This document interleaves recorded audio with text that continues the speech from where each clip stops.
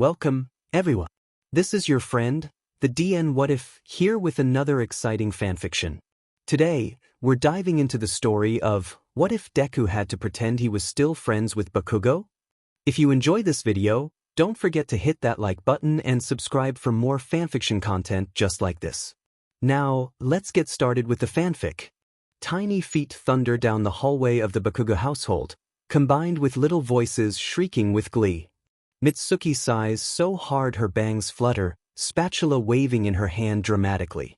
Bakugo Katsuki, I swear to God, if you break that diamond coffee table, I won't. Katsuki yells back from the living room, feet pounding the ground like a herd of very small buffalo. Izuku's chasing him, cheeks flushed and hair sticking up in every direction. They're playing heroes and villains, except they keep forgetting which is which, so they're just running, flailing and jumping of anything they can climb on. Inko, chopping vegetables beside Mitsuki, giggles softly under her breath. They've got so much energy today. Those little sheets are gonna ruin the living room. Mitsuki grumbles, fond even in her exasperation. From the living room, there's a thud, then a squeal. Izuku races in, breathless, dragging one of the throw blankets behind him. Mama! Mama, he calls, eyes glowing. Can you tie this like a cape? Please? Inko immediately puts down her knife and wipes her hands on her apron, crouching down to his level. Of course, sweetheart. Thank you, Mama, he says, bouncing on his toes. Behind him, Katsuki skids into the kitchen and crosses his arms, scowling like a tiny old man. That's dumb. Real heroes don't wear capes. They get caught in stuff. Izuku shrugs, completely unfazed. I know. It's just for fun. Inko smiles and carefully wraps the blanket around his shoulders, tying a gentle knot. She kisses his forehead, smoothing his hair. There you go. My little hero. Izuku lights up like a firework. He turns, yelling something about saving the day, and sprints back to the couch, arms stretched, cape flying. Katsuki scowls. He watches the way the blanket billows behind Izuku, how he lands laughing, how Inko is already calling him brave from the kitchen. And he thinks, okay, maybe it does look fun. So he turns and grabs a red and black fleece blanket from the back of the couch. It's the coolest one they own. He heads to the kitchen and tugs on his mom's jeans. Hey, tie this. Mitsuki is hunched over the stove, trying to scrape something off the bottom of a pan. Busy. Go away. Come on. He hops once in place, louder this time. Tie it like Auntie Inko did. Mitsuki stumbles backward, almost tripping over him. She spins, eyes sharp. Katsuki, she snaps. Don't sneak up behind me in the kitchen, in it. I just want the cape. Then tie it your DMN self. You're not a little baby, right? Go figure it out. She shoves him away dismissively and goes back to wrestling with the pan. Katsuki stares at her back. Something hot and heavy sticks in his throat, but he doesn't let it out. She's right. He's not a baby. He ties the blanket himself, the knot crooked and a little tight, but whatever. He stomps back into the living room. Izuku is twirling, yelling about saving the plushies or something equally stupid. Katsuki's face is tight. You okay? Izuku asks, blinking soft. Offended, Katsuki scowls. Of course I'm okay. I'm not a weak, useless little baby like you. Then he shoves Izuku, a bit too hard, rougher than he meant to. Izuku loses his balance and slips off the couch's edge with a little gasp before landing hard on the floor. For a second, everything is silent, before the sharp, high-pitched wail fills the air. The kitchen clatters as both women react instantly. Mitsuki and Inko rush out at the same time, eyes wide, concern clear on their faces. Oh my God, Izuku, what happened? Mitsuki is already kneeling. Are you hurt, baby? What happened? Inko adds, crouching beside him, touching his cheeks, scanning his arms and knees for any bruises. Izuku's sobbing, hurt and confused. Kaken pushed me. Mitsuki freezes. Her face changes instantly, her jaw tightens, mouth flattening into a sharp line as she slowly turns to Katsuki. What the hell, Katsuki? Why would you push him? Katsuki flinches. Didn't he just He clamps his mouth shut when she stands up fully. Go to your room. Now. He hesitates, swallowing hard. She doesn't say it again. She doesn't need to. As Katsuki turns and stomps upstairs, he hears the gentle hush of Inko's voice. She's picked Izuku up and is holding him, walking around with him like he's something fragile. She's still smiling softly at him through his tears, whispering reassurances. Mitsuki never carries him like that. Not anymore. He makes it halfway up the stairs before he hears Izuku sniffle again, his voice tiny. Why did Kaken do that? And Katsuki doesn't have an answer. Katsuki didn't slam the door when he went upstairs, but he wanted to. Now, under the heavy weight of his blankets, he's curled up tight, fists clenched and face hot with something he doesn't know what to name. Anger maybe?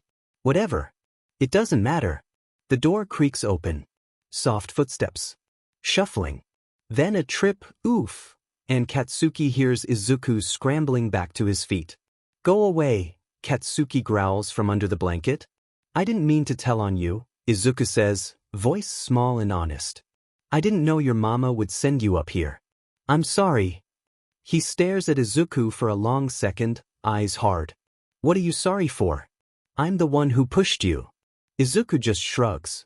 Are you sorry then? He asks innocently, tilting his face a little, his chubby cheeks still streaked with tear tracks. Katsuki thinks about it for a moment before replying.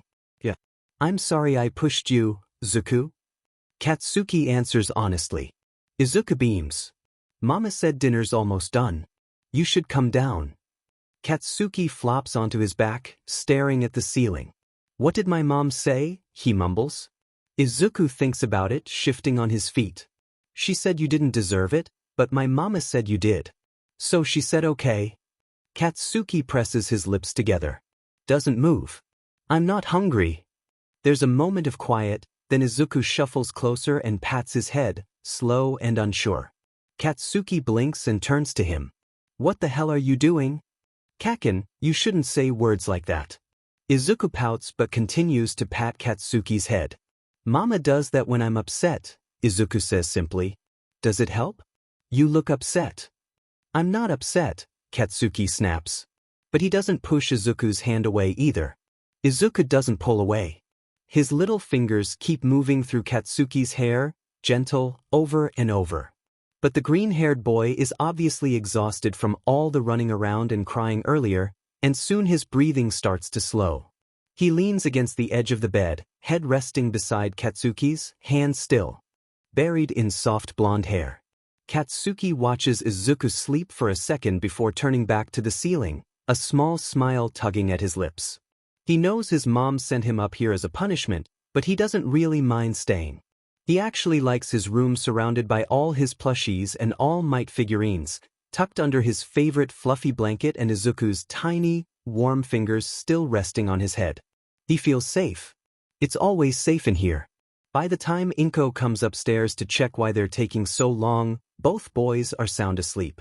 Katsuki's curled on the bed, blanket half kicked off, and Izuku's slumped against the mattress, arms stretched over the edge, fingers still tangled in Katsuki's hair. She smiles, soft and warm, and gently lifts Izuku onto the bed. Tucks them both in and pads downstairs, calling to her friend. Save their dinner. They're out cold. Oh. Katsuki loved coming over to the Midoriyas. The apartment was smaller than his place, sure, but it always felt warm. Inko always had something bubbling on the stove or baking in the oven, and not that he'd ever say it out loud, but her food tasted just a little better than his mom's. Maybe it was the extra bit of smiling she stirred in.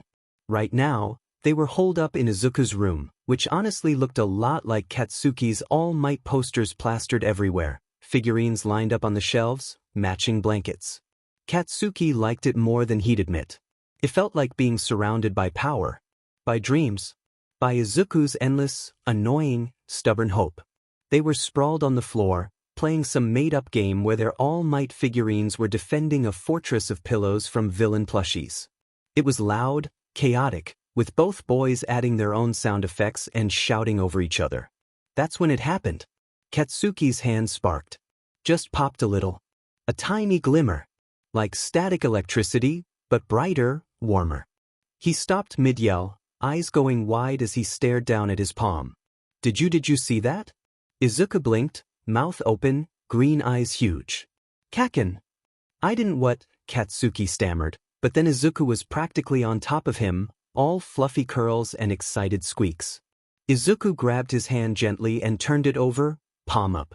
Try again. Do it again. Katsuki gulped, still stunned, but nodded. He furrowed his brows, trying to focus. Nothing happened. The more he tried, the more worked up he got. Until his palms got sweaty again. And then pop, a soft crackle of light burst from his hand again. Tiny, bright and hot. Whoa! Izuku gasped. It looks so cool. It smells like caramel.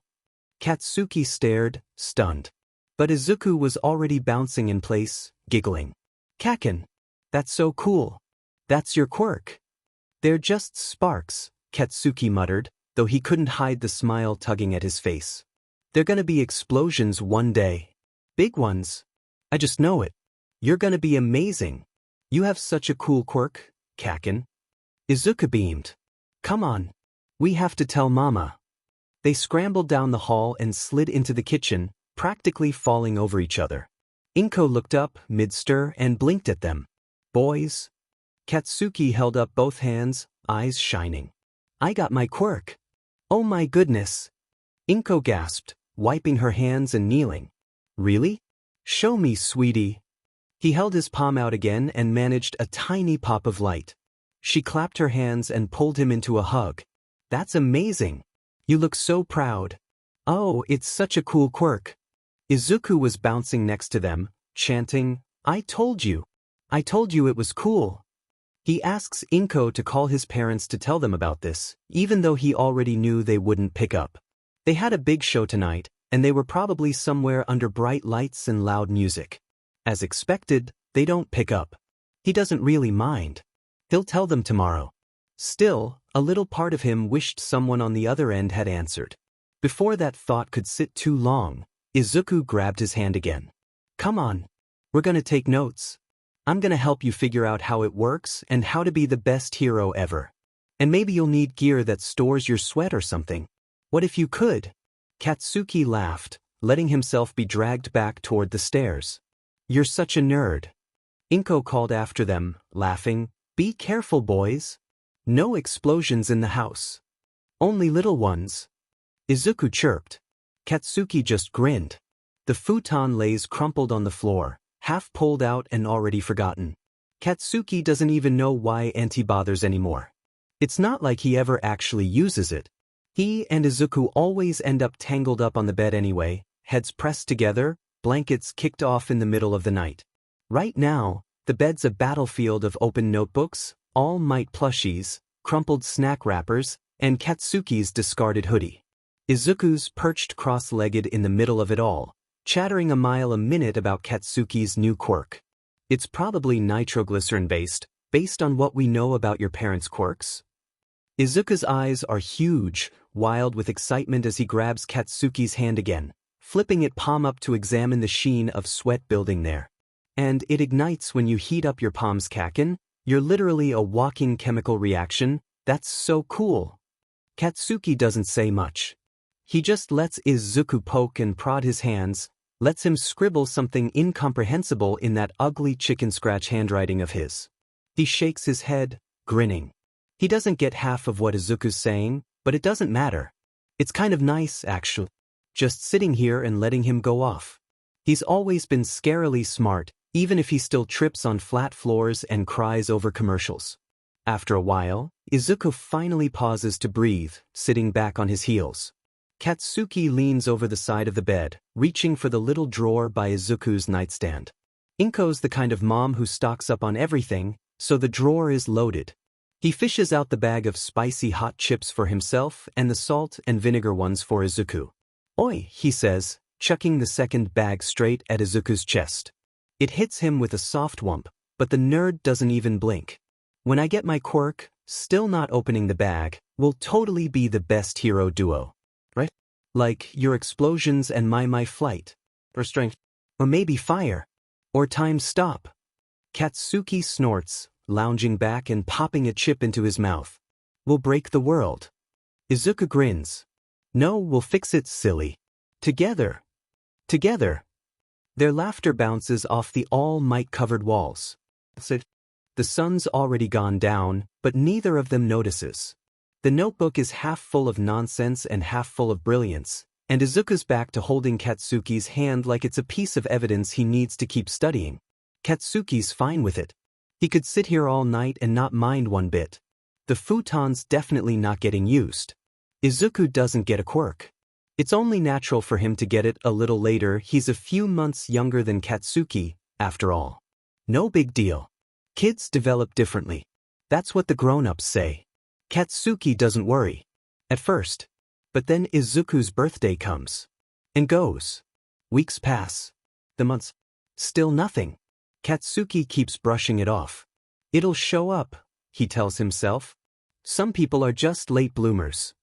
But then one day he hears his mom on the phone.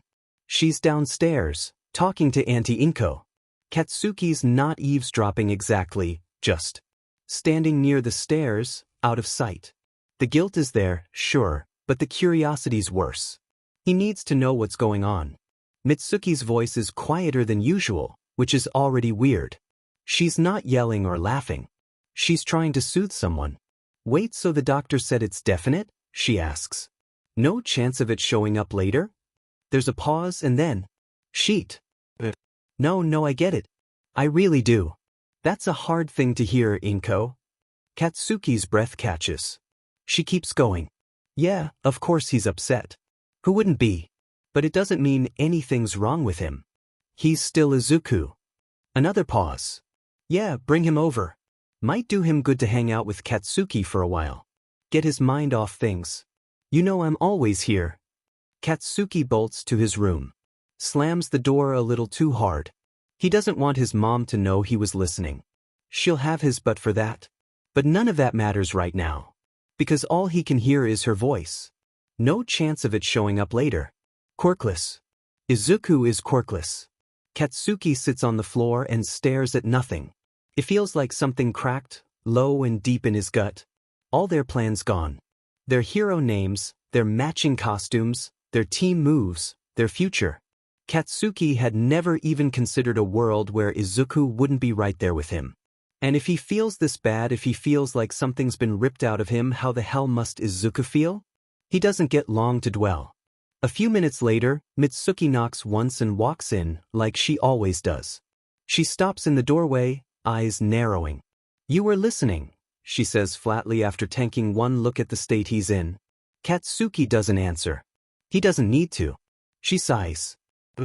I don't care how you feel about it. You don't say one shitty word to that kid when he gets here, got it? He flinches just a little. Still says nothing. Mitsuki crosses her arms. I mean it. Don't start anything. He doesn't need it right now. Fine. I get it, you hag. Katsuki doesn't know if it's been minutes or hours since Izuku walked into his room. He hasn't said a word.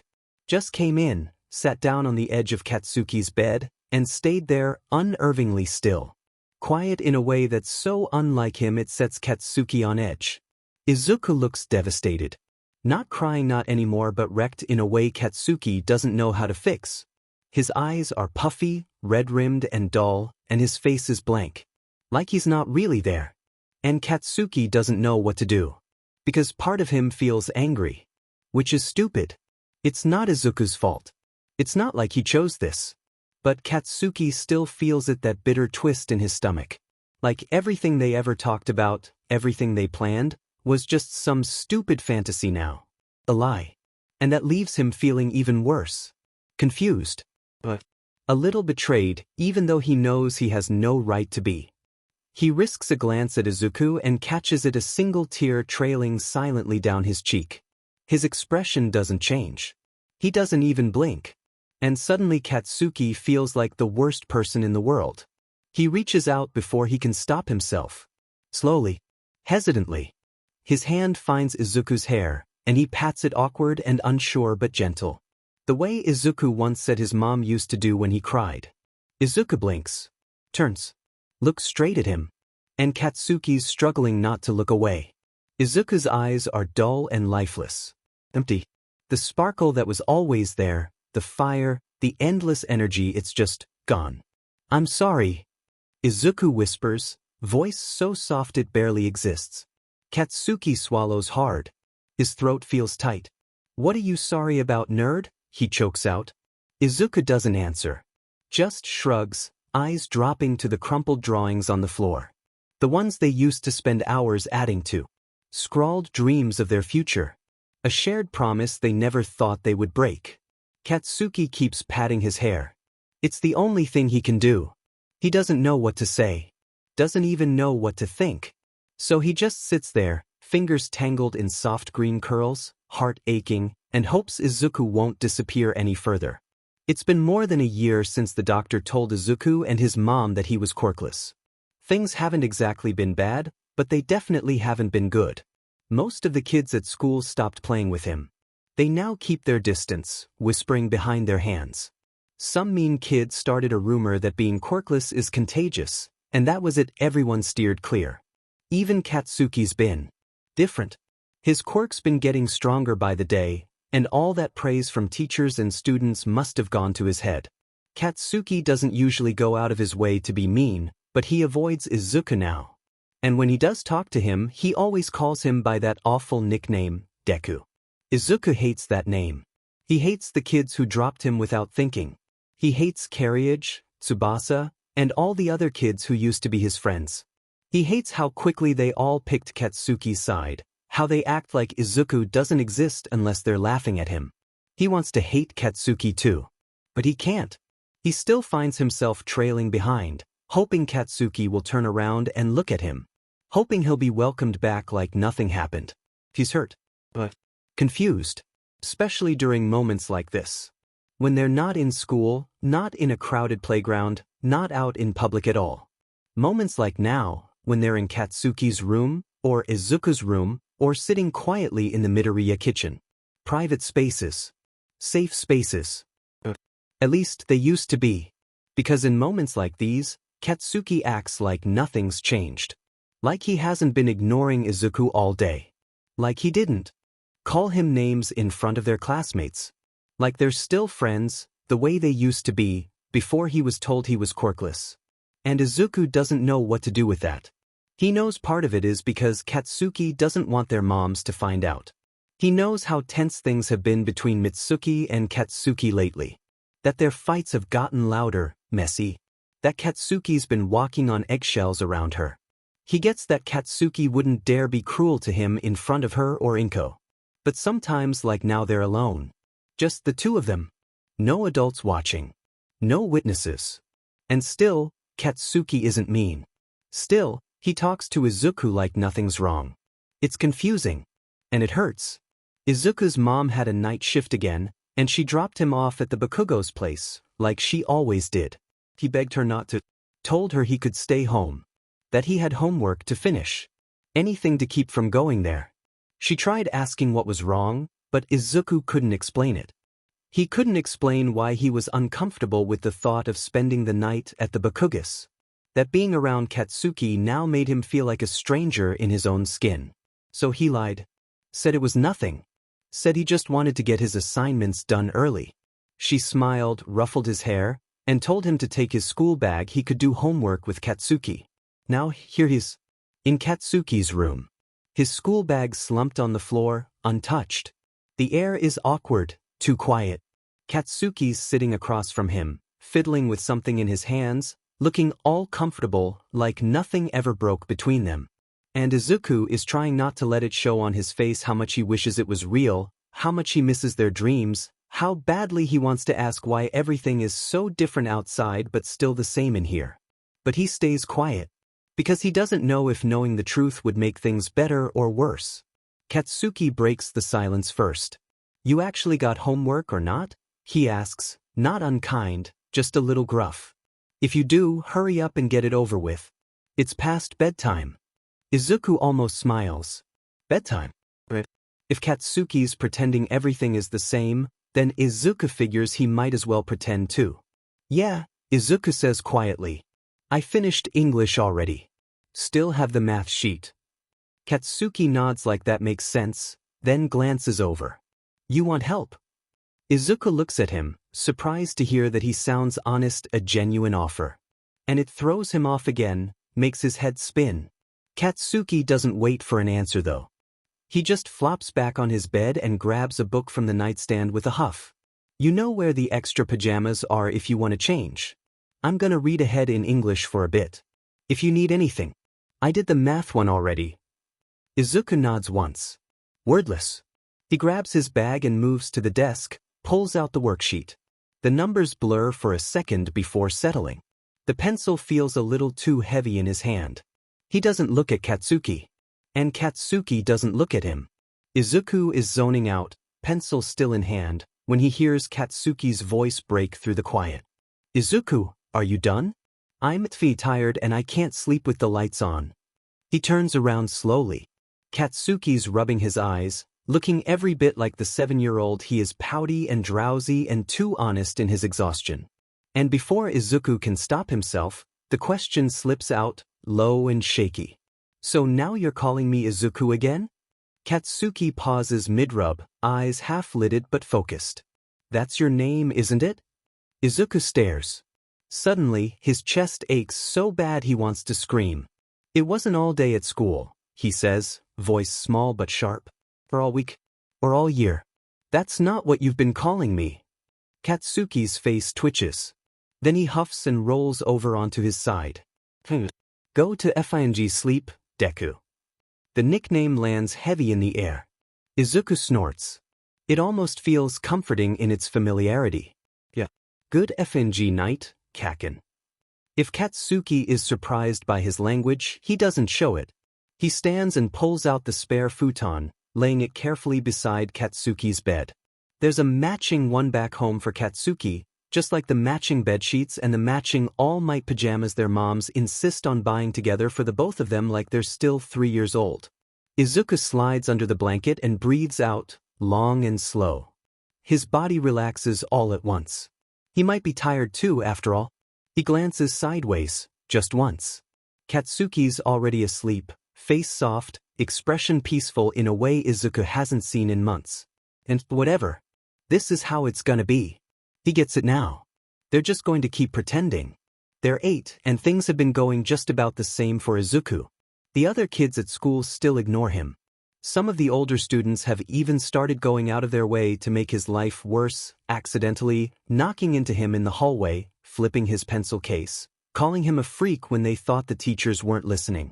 Katsuki has been pretending he doesn't exist. Unless, of course, they were getting a graded paper back. Then he'd lean over with that same sharp tone, "What did you get, Deku?" Then, he'll either get a smug smirk if it's worse than Katsuki's mark, or he'll get a sneer and maybe get shoved a bit at lunch later if it's better. Call him desperate, but Izuku really likes the fact that he was the only one in class who Katsuki cared enough to compare marks with. They haven't been to each other's houses in a couple of months. Their moms had finally stopped forcing them onto awkward playdates or unnecessary sleepovers every other week. Izuku could only hope that their moms had finally caught on to the tension between their kids. But still, every now and then when the Bakugos had a fashion event or a last-minute meeting, or when Inko had a double shift at the hospital, one of them still got left at the other's house. Or like today. Their mothers had decided to have a girls' night out together, just the two of them. Something about wine and karaoke. Masaru was left in charge of the kids. And that meant the boys were stuck in the kitchen with him. Izuku mostly watched from the side. He knew better than to offer too much help. He wasn't good at this sort of thing. He definitely wasn't allowed to use the big knife after last time. But Katsuki was kind of incredible at it. He moved around the kitchen like he belonged there, sleeves rolled up, eyes focused. He measured things without needing to check twice. He flipped things in. The pan with too much confidence for someone who could barely reach the stovetop. Masaru hovered nearby, just in case, but never interfered. Izuku stared, enchanted. He always knew Katsuki helped with chores. It was kind of hard to miss. He always had something to do, always getting told to fold the laundry or scrub something or help carry the groceries, even when they were supposed to be playing. In Izuku's humble opinion, Katsuki does way more chores than any kid their age is supposed to. And Mitsuki, well, she isn't exactly gentle about it either. But this was different. Katsuki actually looked like he liked it. Like cooking gave him something that nothing else did. So Izuku sat on the little stool by the fridge, chin on his knees, watching in silence. He didn't say much, just nodded when Masaru asked him to pass the soy sauce or hold the bowl steady. But he kept sneaking glances at Katsuki at how precise he was, how focused, how calm. Dinner passed just as quietly. The clink of chopsticks and the low hum of the range hood were the only sounds in the house. It always felt strange when Mitsuki wasn't home. Like the air itself was calmer, softer. Katsuki didn't bark once. He barely spoke above normal volume. He was like a different person around his dad, his shoulders looser, his face more neutral, like the flame inside him finally had a place to rest. Masaru kept the conversation light, mostly asking how school was, nodding at vague responses, smiling when Katsuki quietly complained about something or another. It always threw Izuku off, how Katsuki could go from explosive and loud to "Ugh."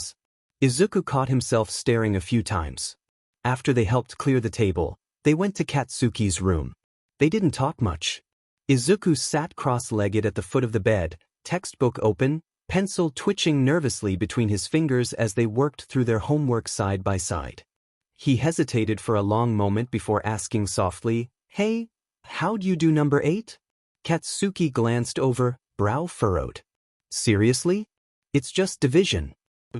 He scooted closer, grabbed the pencil from Izuku's hand without asking, and walked him through it step by step. Izuku followed, nodding. He didn't say thank you. Katsuki would have just clicked his tongue, but he smiled, and that was enough. Once they were finished, Katsuki got up and started cleaning his desk with the kind of practiced rhythm that only came from being scolded 100 times for not doing it right. He even pulled out Izuku's futon and tossed him a spare pillow. Izuku hesitated before asking, voice awkward, "Hey, you wanna watch All Might, Rise of Justice?" Katsuki blinked. "The old one?" Izuku shrugged like it wasn't a big deal. We haven't seen it in forever." For a second, Katsuki didn't answer. Then he grumbled, "Fine, whatever. The hag will probably be out till morning," and booted up the small, scratched laptop that lived on his shelf. The room lit up in soft blue light as the screen flickered to life. The second the theme music started blaring horns and dramatic strings, Izuku felt it like a punch to the gut. Nostalgia. He glanced at Katsuki, who wasn't looking at him, but the faint tug at the corner of his mouth said everything. And then they were off quoting lines under their breath, mocking the over-the-top acting, yelling, "I am here," in sync like they were 4 years old again. For a little while, everything felt normal. They were mid-scene, laughing at the part where All Might tries to disguise himself with just sunglasses and a trench coat, when the door slammed open. Mitsuki stood there, red-faced, hair frizzed, keys still in one hand, obviously drunk. "Are you kidding me?" Katsuki sat up straight. Izuku froze. "You're still awake? On a FNG school night," she snapped, stepping into the room. Katsuki stood up, startled. "What the ma? It's not even that. What the hell have you been doing?" Katsuki blinked. "Watching something. You think that's okay? After that B in English?" "That was one." "I don't give a shit," she snapped, voice rising. "You think you can slack off because you got a couple of As? You think you're better than everyone, don't you?" Izuku opened his mouth. "It was my idea. I asked to watch it, Annie. It's not." "Don't take the blame for him, Izuku dear," she snapped, not even looking at him. "And don't get me started on the phone call I got a few days ago from your teacher." Katsuki looked rightfully scared now. "Oh, you thought I didn't know about your little fight?" Mitsuki smiled cruelly. Izuku remembers the fight she's talking about. He had just stepped into the classroom when he saw Katsuki already inside, fuming, one hand fisted in another boy's collar. The kid was stammering, clutching a Sharpie like he wasn't sure whether to drop it or hide it. Katsuki was shouting something furious, half spit through gritted teeth, but the second he noticed Izuku at the door, he went dead silent. Then, without another word, he shoved the kid hard enough to send him stumbling. The guy didn't even try to fight back, just backed off, pale and wide-eyed, muttering apologies under his breath. What stuck with him, though, was the way Katsuki turned to him right after just 2 seconds of eye contact, unreadable and tense. Then he dropped his palm flat on Izuku's desk and lit a small blast, just enough to scorch the wood. Izuku had flinched, confused, his heart racing, but Katsuki had already walked off, like it was nothing. "Why are you always like this?" Mitsuki snapped, throwing her hands in the air. "Starting fights, causing scenes. Do you know how it feels to get that call while I'm at work? Embarrassed doesn't even cover it. Why can't you just, I don't know, think before you act for once? Be a little more like Izuku. Keep your head down, stay out of trouble?" That did it. Whatever quiet storm had been simmering in Katsuki all day blew clean out the window. He snapped his head toward his mother, eyes blazing with something sharp and furious. "Be more like Izuku?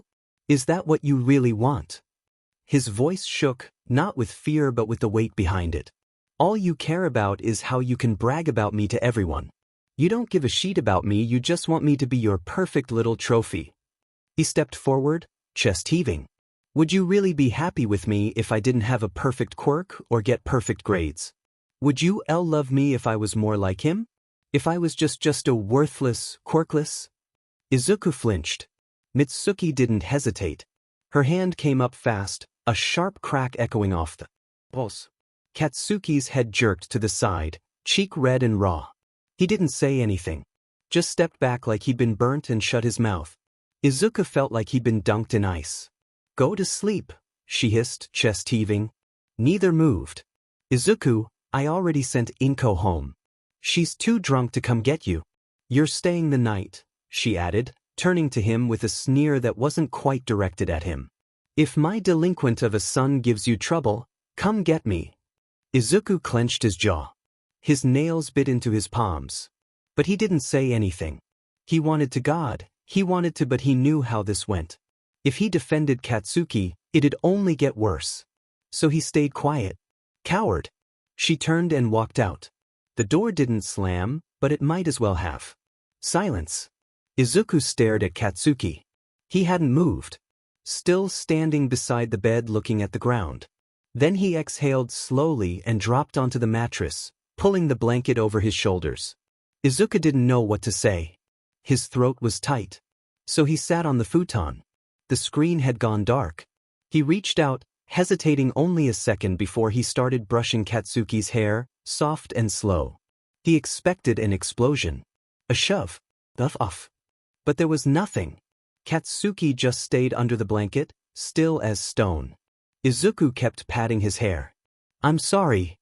Izuku couldn't stop himself from whispering. "And what are you sorry for, idiot?" Katsuki asked without turning around to meet his eyes. "For not standing up to her. For not protecting you.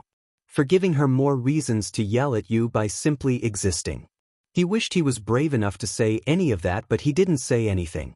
Neither did Katsuki. They just stayed like that, pretending this whole thing hadn't happened. Pretending this was still just a movie night. Pretending this room was still safe. Izuku hears the shouting before he sees anything. It's muffled through the walls and all the way across the quiet street, but he can tell exactly who it is. Mitsuki's voice is harsh and cutting. Katsuki's louder, raw, overlapping hers in sharp bursts. They're fighting again. Worse than usual. He gets out of bed and walks to the window, meaning to close it. He doesn't need to hear this. It's not his business. He tries to convince himself of that, even as his chest aches for his ex-friend. But just as his hand touches the window frame, the porch light flickers on. Katsuki bursts out the front door, shoes in one hand, backpack in the other. No coat. He doesn't even stop to put the shoes on. Just keeps going, barefoot down the stairs and straight into the street. Izuku doesn't move. He just watches. Part of him hopes Katsuki will turn toward his house. He doesn't. He keeps walking. Then jogging. Then running. Down the block. Away. It's late. Past midnight. And everyone in the neighborhood's been warning their kids not to go out alone since Tsubasa disappeared a few months ago. No one knows what happened. Just that he's gone. Katsuki took it hard. He might act like he doesn't give a shit about his group of friends and call them all extras, but Izuku's seen the way he patiently helps Fujimoto with homework, how he shares his lunch with carriage when the other boy blows his pocket money on cigarettes, and how he always stands up for them if they get into trouble. So yeah, Izuku knows he cares about his group of idiots. Izuku isn't jealous. Not at all. When Katsuki first found out about Tsubasa, he spent weeks looking for him everywhere. He even got so paranoid after that, he insisted on walking Izuku home for more than a month. Insulted him the whole way, but still. So seeing him now, out in the middle of the night with no jacket, no plan, nothing, it doesn't sit right with Izuku. Izuku eventually picks up his phone. Stands there with it in his hand, watching the spot where Katsuki's already disappeared. He hesitates, then taps his contact and hits call. It rings once. Then cuts off. He tries again. Same thing. Third time, it connects. There's a beat of silence before Katsuki answers, voice sharp and said, "What the do you want, nerd? Where the hell do you think you're going? None of your business. You planning to get kidnapped like Tsubasa?" The pause. Then a snarl. "You stalking me again, Deku?" "No. The whole neighborhood heard your screaming match. I was about to close the window when I saw you running. F. I can handle myself. Just come over here." Silence. "Just come over, Kakin. You can climb up through the window if you don't want to wake Mom." Long pause. Izuku thinks the call dropped. "Fine. I'm coming from the other way. Don't want the hag to see me." "Okay." He leaves the window open. It takes a few minutes. Long enough for Izuku to start worrying again, wondering if something happened to Katsuki out there in the dark. But then there it is. A knock on the window. 3 quick taps. The pause. 2 slower ones. They were 4 when they made it up. A secret knock, just for them. Izuku doesn't move from the bed. "It's open," he says, just loud enough to carry.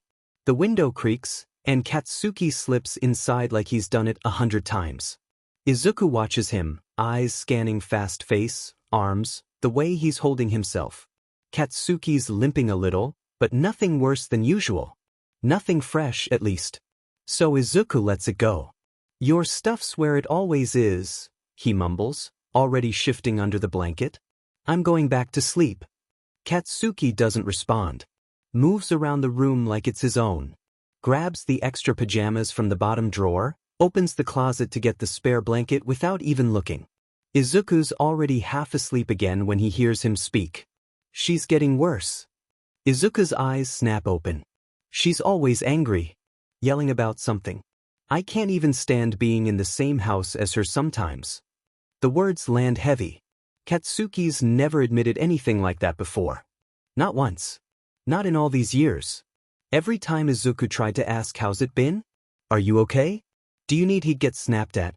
"Shut down." Yelled at. "I don't need shit from anyone, least of all you."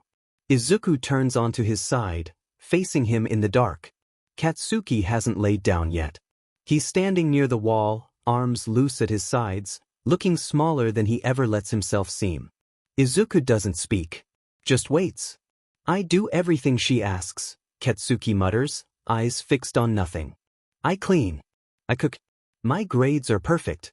I stay out of her way. I try not to piss her off, but she always finds something." He swallows. Loud in the quiet.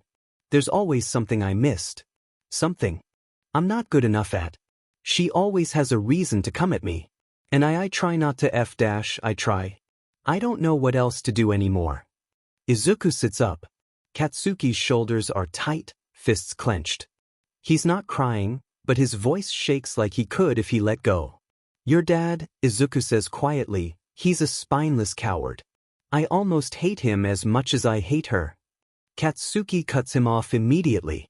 Izuku knows that's not fully true. He's seen how Katsuki looks his father. How protective he is of him. How he tries to shield him from the worst of her. But he's right about one thing. Anyone who lets their kid take the brunt of that is a spineless coward. Izuku wants to help. Wants to fix it. But he's just a kid too. And the weight of it is bigger than anything he knows how to carry. So he offers the only thing he can. "You can always come here," he says quietly. "When it gets to be too much." Katsuki looks up. His face is tight, but his eyes soften just a little. Izuku moves without thinking, pulling the futon out from under the bed. It's a little too small for Katsuki now, but he sets it up right beside his own, like always. I mean it, he says, voice lower. You can come here. Always. There's a pause. Katsuki stares at the floor for a long moment before whispering, thanks. Izuku nods. Doesn't say anything else. He doesn't know what to say anyway. Nothing he can offer would really fix it. The science project was a punishment. It had to be. There was no other reason their teacher would have paired them together. The bully and his favorite target. Maybe he thought forcing them to cooperate would magically fix things. Or maybe he just wanted to watch them burn. So here they were, supposedly working on the project in Katsuki's room. It's silent, save for the scratch of his pen on paper and the occasional shift of Izuku's weight on the floor. Between them, notebooks, textbooks, and an untouched laptop. The science project lies open, nowhere near being finished. Deku. Katsuki snaps his fingers once to get his attention. Nothing. He leans forward and snaps again, closer this time, right in front of Izuku's face. Izuku flinches, recoils like he's been struck, shoulders slamming into the nightstand behind him. A pencil rolls off and clatters to the floor. Katsuki curses under his breath, stiffening. Then he exhales sharply through his nose. Izuku, you need to focus, he says, voice low, almost level. I want the sheet done just as bad as you do. But I need to get a good mark. I can't fail this. He looks at him now, eyes hard. So can you please stop flinching every time I talk to you? And help me here. Izuku lifts his head slowly, expression flat. Oh, I'm sorry, he says. My natural reaction to being treated like punching practice is inconvenient for you. He doesn't smile this time. His voice is cold and dry. I'll try really hard to control my body better next time. Maybe if I concentrate hard enough, I'll forget how you and your lackeys beat the shit out of me just a few days ago. It's Katsuki's turn to flinch now. He opens his mouth. Closes it. Opens it again. I wouldn't have hurt you if you didn't get in my way. Izuku blinks. Then his mouth twists, teeth bared. Right? Because trying to protect that other kid you were going after was clearly me asking for it. Izuku's tone is icy cold. Why were you even going after him anyway? Is one victim not enough for you anymore? He tilts his head, voice flat. Am I not enough? Izuku snorts humorless, cracked at the edges. He deserved it, Katsuki growls. If you just FING listen instead of jumping to his defense, still thinking you're some kind of goddamn hero, you'd know. Did I deserve it too? Do I deserve all of this? Izuku snaps, voice rising. Is this all my effing fault too? He's suddenly shouting, red in the face, eyes wild. He's so angry. Getting yelled at or mocked is one thing, but Katsuki actually hit him this time. And now he has to sit here, act civil, pretend like everything's fine. FING hates it. Shut up. Katsuki hisses, eyes darting toward the door. Keep your voice down, what the F is wrong with you? But Izuku doesn't stop. He's practically vibrating with rage. No, you shut up for once. You get to say whatever the hell you want and throw punches, and I'm just supposed to take it, right? There's a creak on the stairs. They both freeze. Katsuki pales like he's seen a ghost. Look, he whispers. I'm sorry. Just shut up. I'm not gonna hurt you in here, okay? Just please. Don't let her hear. Izuku almost continues anyway. He wants to. He wants to shout. He wants to tear into him and let Mitsuki know everything. But then his eyes land on the faint, yellowing bruise just visible above the collar of Katsuki's shirt. One of many he's noticed lately. He's not stupid. Katsuki's coming to school with fresh ones every other week. And he knows exactly who they're from. Izuku swallows whatever was about to come out of his mouth and sits down slowly. They hear Mitsuki stomp back down the stairs without saying a word. Silence. Izuku looks across the room. His voice is quiet now. Do you promise? Katsuki looks at him. What? Do you promise you won't hurt me in here? No matter what I do. Or say. Katsuki's jaw works. Then he gives a tiny nod. Izuku immediately leans forward and starts shredding every single page Katsuki had been working on for the past hour into tiny, fluttering scraps. He doesn't stop until it's all destroyed. Katsuki just watches him do it, dead silent. When it's over, Izuku slumps back against the table behind him, breathing hard. Are you done?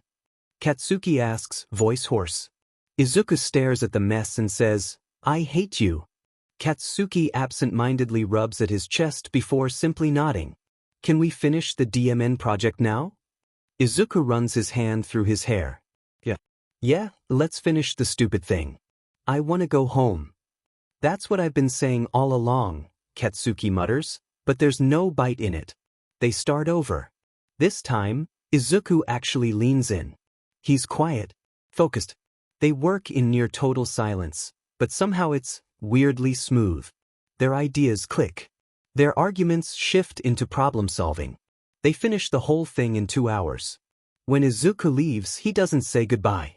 The next week, their project gets the highest grade in the whole class. Phew, science teacher. Izuku's asleep when something wakes him. He shifts, still heavy with sleep, and blinks into the darkness of his room. Nothing looks off. The street lamp outside glows soft through the curtains. He's rubbing at his eyes when he hears it again. 3 quick taps. The pause. 2 slower ones. That same knock. He's moving before he even thinks, throwing off the blanket and hurrying to the window. Katsuki's there. His face is pale, his whole body leaning against the frame like he can barely hold himself up. His hands Izuku's stomach drops, his hands and arms are streaked with blood. It's drying at the edges but still fresh.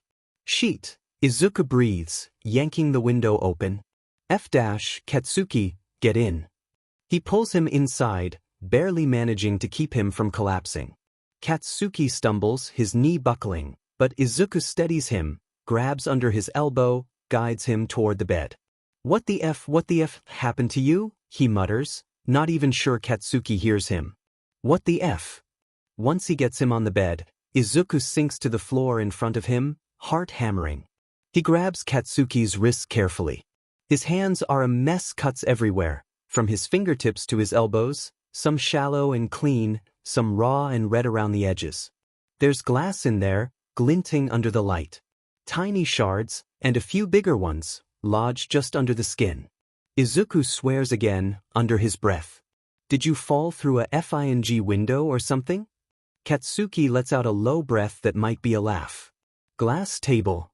Izuku glances up, startled to see him smiling a little, but doesn't say anything about it.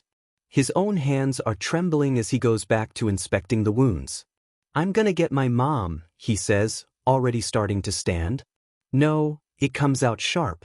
Katsuki jolts forward, grabbing Izuku's sleeve too fast and immediately esikes in a breath through his teeth as his hands protest the movement. Don't. You can't.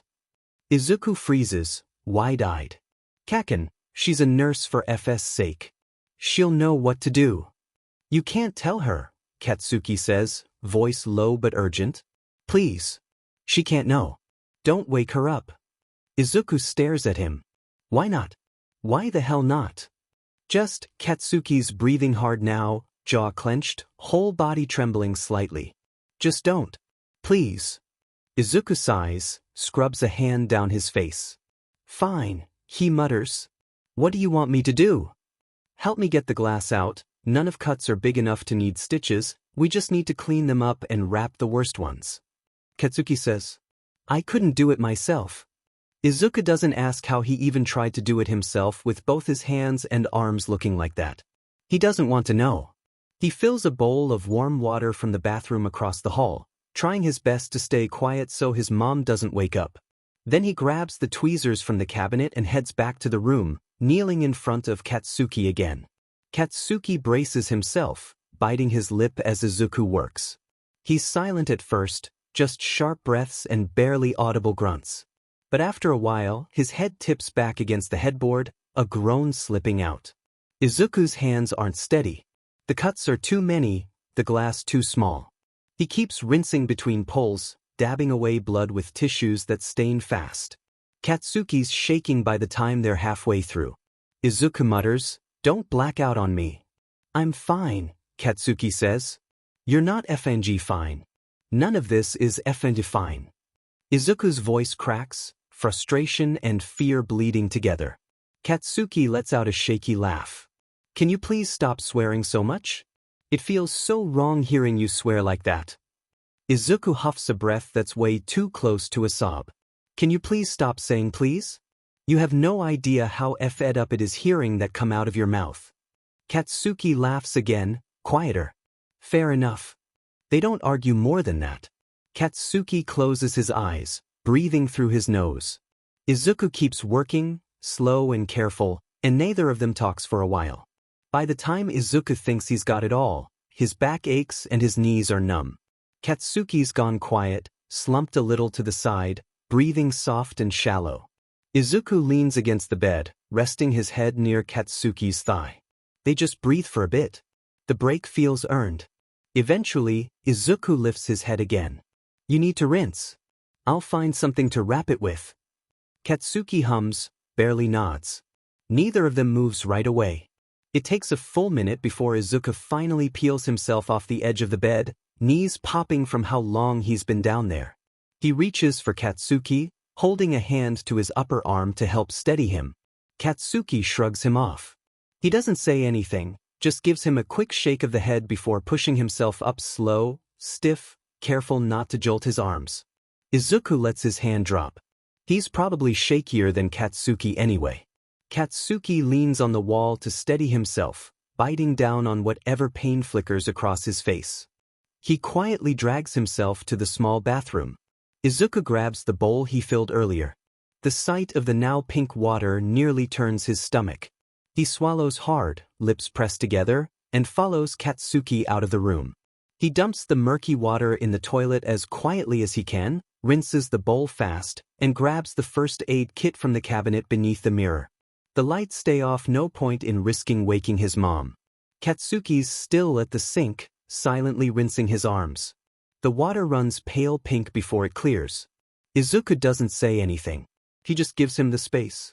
Then he turns and heads back to his room, kit tucked under one arm, and sits at the foot of the bed to wait. It doesn't take long before Katsuki comes back in. He looks a little better, less pale, blood washed away, though his skin's raw and pink in places. He crosses the room and sits in front of Izuku, cross-legged on the bed. Without a word, he holds out his arms. Izuku exhales. This is gonna hurt. Katsuki nods. Just do it. Izuku works slowly, carefully, disinfecting each cut with steady hands. He only pauses when Katsuki flinches or draws in a sharp breath. He doesn't ask anything until the worst of it's done, until Katsuki's breathing settles again.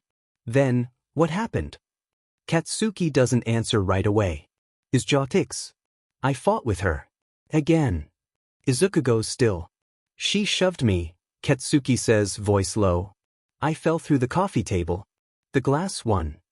Izuku's hands freeze over the kit. He stares down at the torn skin and the angry red lines.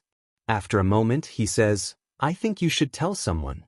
His hands start moving again, but his voice is soft. My mom can. Katsuki cuts in flat and fast. Auntie Inko can't know. She's the hag's only friend. Izuku blinks, mouth parting. Katsuki isn't looking at him. My mother actually adores her, and... He adds, voice curling bitter at the edges. But Izuku gets it really. If I tell Inko and it ruins their relationship, Katsuki says, eyes still fixed on the floor, I think my mom would kill me this time.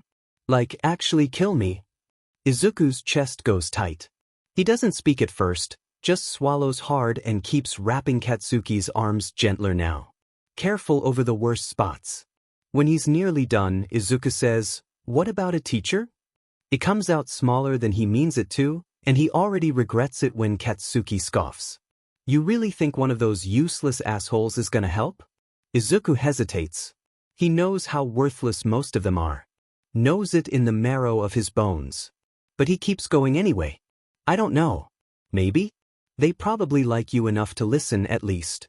Now it's Izuku's voice that turns bitter. But if Katsuki hears it, he doesn't comment. And then what?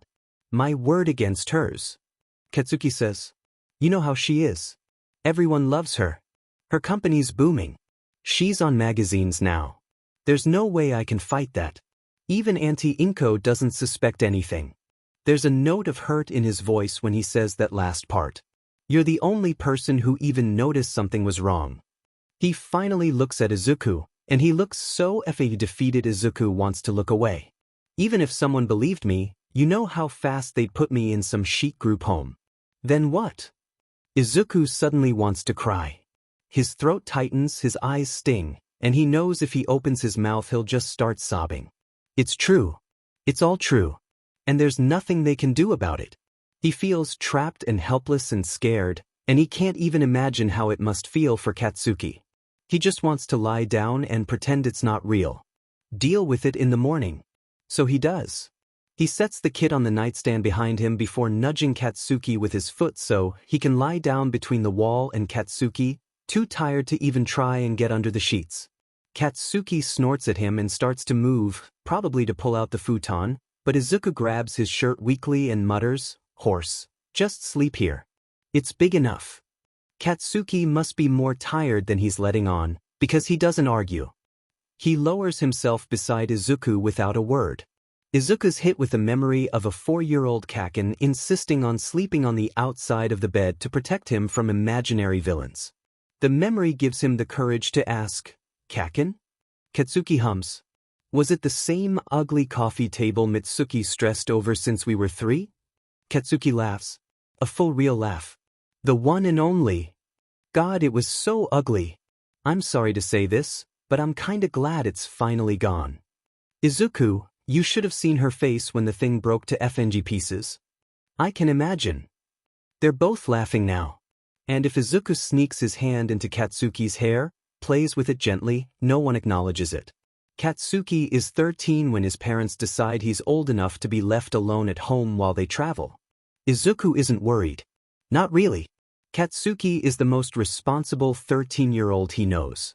He cooks more dinners than both his parents combined, makes sure the house doesn't fall apart, and probably knows how to budget a grocery list better than most adults.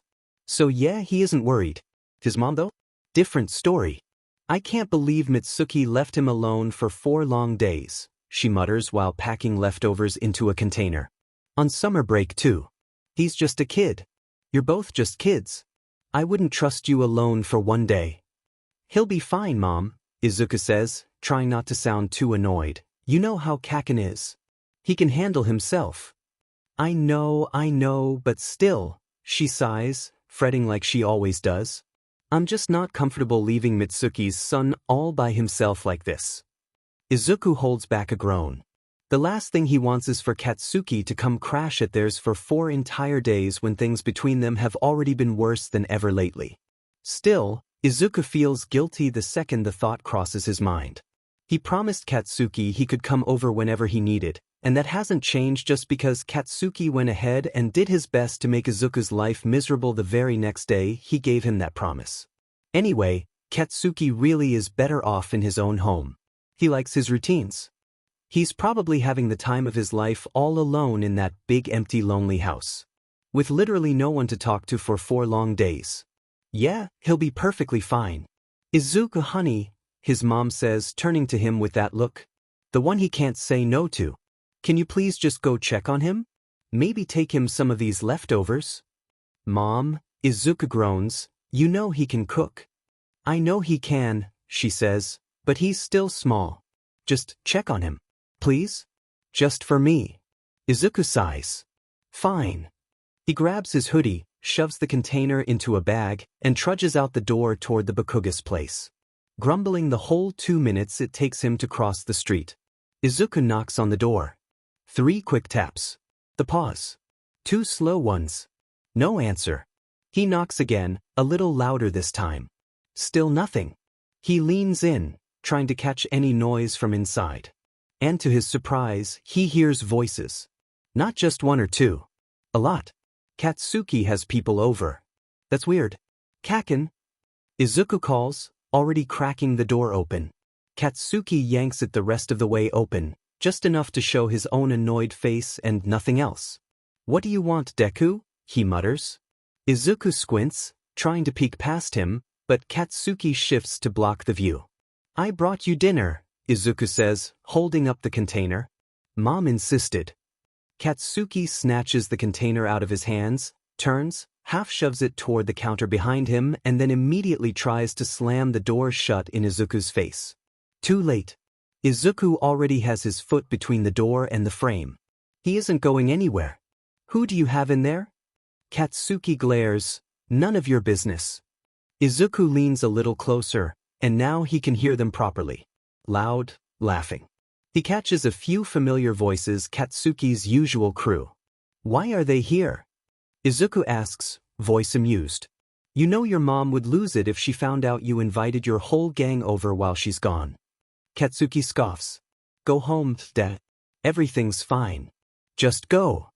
But before he can push the door shut again, another voice pipes up from inside. Oi, Kat. What's going on? Someone calls out, teasing. Carriage. And then, just a second later, Deku. Carriage sing-songs, suddenly at Katsuki's shoulder like he's teleported. The party is complete. Come on in, you're more than welcome. No, he isn't, Katsuki snaps immediately. He's leaving. Right now. Come on, Katsuki, Carriage says, grinning like the little menace he is. There's more than enough room. Don't be such a crank. Izuku just stands there. Foot still in the doorway. Holding nothing but the bag the food had been in, unsure if he should go inside or just turn around and tell his mom that Katsuki's fine and watch the latest villain attack on YouTube. He's leaning more toward the latter when Katsuki grumbles fine, I don't even care, and roughly pulls him inside by his collar before slamming the door shut behind him. Just as they walk in, someone laughs way too loudly and something clatters in the kitchen. Katsuki flinches before he quickly goes to see what it is, shouting death threats as he goes. Carriage stubs out his cigarette right there in the hallway, ashes grinding into the floor. Izuku winces. He can already imagine what Mitsuki would do if she saw someone pull that on her polished floors. Carriage's already moved on to the counter, stepping up to the container of leftovers Izuku dropped off. He digs through it without hesitation before he looks up, lopsided grin in place.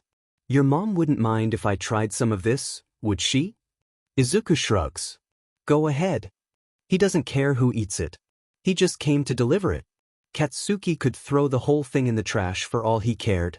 Get your demon feet off the couch, comes Katsuki's rough voice from the living room. Izuku leaves Carriage with the food and goes to check on Katsuki, already half smiling.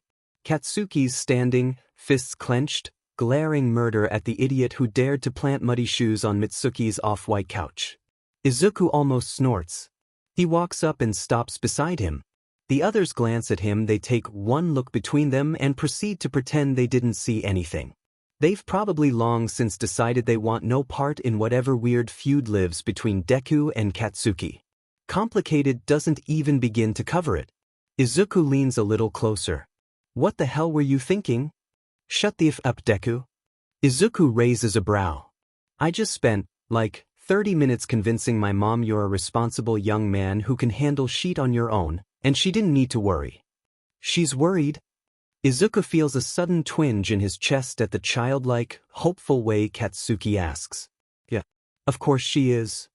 Izuku's voice gentles without him meaning to. And I guess she was right to. I never took you for the type to cave under peer pressure. Smirks. Katsuki side-eyes him with a glare before they hear someone shouting about bad hospitality or something. Katsuki groans, dragging his hands down his face. Izuku can't help it, he bursts out laughing. You did all this just to PSS off Mitsuki, didn't you?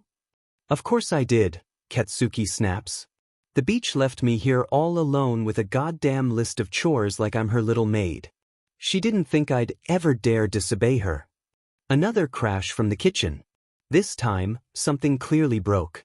Katsuki wraps his arms around himself like the walls are closing in. What did I do? He mutters. I regret everything. Izuku is fully doubled over laughing now. Katsuki shoves him sideways. Stop laughing at me, you fuckhead. Izuku just laughs harder. It takes a few seconds for his laughter to settle. Katsuki exhales sharply through his nose, and Izuku, still half smiling, says, You know you can always just kick them out, right? Before Katsuki can answer, Carriage leans in between them, casual as ever. Oh, don't be a killjoy, Deku, he says, tone all sweet. Katsuki wouldn't kick us out. Would you, Kat? He's hanging off Katsuki's shoulder now, too damn familiar. Katsuki's voice drops. You better get off me before I do something worse than just kicking you out. But Carriage, little menace that he is, leans in even closer, his lips brushing Katsuki's ear. He murmurs something too quiet for Izuku to catch. Katsuki's neck flushes. Izuku watches him glance, just once, at Carriage's mouth before shoving him off. Carriage stumbles back, laughing like he's proud of himself. Izuku doesn't laugh. Whatever amusement he had earlier is gone, burned out in a flash of heat he can't explain. All he knows is that he wants to punch Carriage in the face. Right now. He doesn't even care why. Izuku makes himself at home on one of the couches and decides, then and there, that he's not leaving until Carriage does. He quickly texts his mom that Katsuki's fine and that they're just gonna hang out for a bit. Hey, look what I found. Someone hollers, and suddenly all eyes are on the wiry kid standing by the hallway entrance, Takamura, his fingers elongated comically as he waves a dark glass bottle above his head like a DMN trophy. Everyone stops and stares. Katsuki's the first to move, marching forward and reaching for the bottle. Where the F did you get that? Takamura grins like he just solved world hunger. Kitchen cabinet, he says proudly, stretching the bottle higher when Katsuki tries to snatch it. There's like 10 more in there.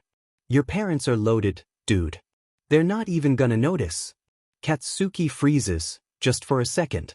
Izuku watches him carefully, mouth a flat line. They're gonna notice. Mitsuki may be rich now, but she grew up poor, and she probably has each bottle cataloged in her head. She's not the type to miss anything. Katsuki knows it too. But then Katsuki just scoffs, shoves his hands in his pockets, and jerks his chin. Knock yourself out, he mutters. Just don't bring that sheet near me. I'm not FNG drinking. Izuku's brow furrows.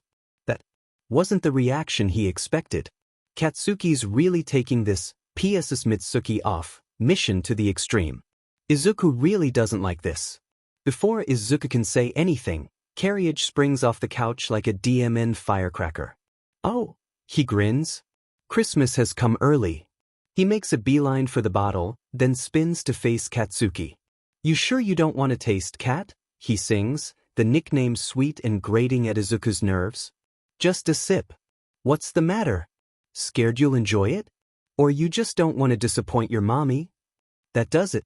Katsuki's eyes snap toward him, sharp, said, mouth already curling into a threat. If you so much as take one sip of that vile sheet, Izuku says, his voice cutting through the air like a blade, I'm walking out that door and calling your mom. Right the F now. A silence falls over the room. Then, somewhere in the back, someone whistles, low and impressed. Dimen, Deku's got fangs. Katsuki glares daggers in Izuku's direction. I already said I wasn't gonna drink, you fucker. Good, Izuku shoots back. Then we won't have a problem. Carriage just raises both hands in mock surrender, eyes glittering. Well, he says, looking at Izuku. Didn't know you could bite. Keep talking and you'll find out if I punch too. He doesn't know where this sudden courage is coming from. Almost everyone here has bullied him at one point or another. Maybe not Carriage now that he's thinking about it, but he never stopped it either. Usually at school, Izuku would just shut up, curl into a corner, and take it. But something about being in this house, this living room. The familiar smell of that cleaning spray Mitsuki loves. The old blankets he and Katsuki used to wear as capes, still thrown over the corner of the couch. The only new thing being this wooden coffee table, which, honestly, is just as hideous as the one that broke last year. All of it reminds him of a promise. One made by a fiery, red-eyed kid while they were playing rescue. I won't let anyone hurt you in here. Izuku had believed it back then. And maybe part of him still does. As if to prove him right, a chubby boy Izuku honestly couldn't remember his name stepped forward, fists bumping together, wide nasty grin already curling. Challenge in his eyes. But before he could even open his mouth, Katsuki stepped between them. Back off. Voice dangerous. Carriage slid in smooth. We promised the host no fighting. He held up a bottle, gave it a playful little shake. Now, who wants a drink? A few people cheered. Some nodded hesitantly. And a couple glanced at Katsuki first, then shook their heads with quiet, confident no. As he heads toward the kitchen, Carriage places a hand on Izuku's shoulder, grinning. I see why Katsuki likes you so much, Midoriya. He winks. Izuku freezes, eyebrows shooting up. Likes me? He repeats, voice full of disbelief. But Carriage just keeps walking, already halfway into the kitchen. Izuku turns to Katsuki, fully expecting shouting. Loud denials. But Katsuki's just looking at him. Smirk tugging at the corner of his mouth. And is that a blush? Or is Izuku imagining that? He quickly looks away before he says something dumb. Drops back onto the couch with a sigh, trying to slow his heartbeat. Maybe he was a little scared after all. It takes him a few seconds to realize Katsuki's still watching him, with the same subtle smirk. Izuku flushes lightly because that look is not helping his heart calm down. What? Katsuki doesn't move. Just gives a little shake of his head. Nothing. Then, low enough that only Izuku hears, didn't know you had that in you. Izuku scoffs. Rolls his eyes. You know d'n well I have it in me. Katsuki's grin twitches wider, something warmer flickering in the molten red of his stare. Yeah. Just don't usually get to see it when it's not just me and you. That shuts Izuku up. His heart trips a little over itself. Katsuki being quiet and genuine in that raw, weird way, he does sometimes that way that always leaves Izuku feeling exposed and flustered and stupidly seen. He ducks his head slightly, pretending to mess with his phone. I just really don't like Carriage. Katsuki huffs out a laugh through his nose. He's not that bad. He's a good guy at heart. He keeps us from getting into too much trouble. Izuku jerks his head up, eyes wide. Kaken, if that pothead who's been smoking since you were 9 is the one keeping you all in line, then you're seriously screwed. Katsuki barks out another unfiltered laugh that leaves Izuku breathless. Yeah, you're not wrong. He smirks, shaking his head. We're absolutely F'd. Fate seems eager to prove points tonight because just as he says it, Carriage returns from the kitchen balancing a bottle and way too many glasses in his hands. They wobble dangerously, and Katsuki snaps up, ready to catch the one teetering on the edge.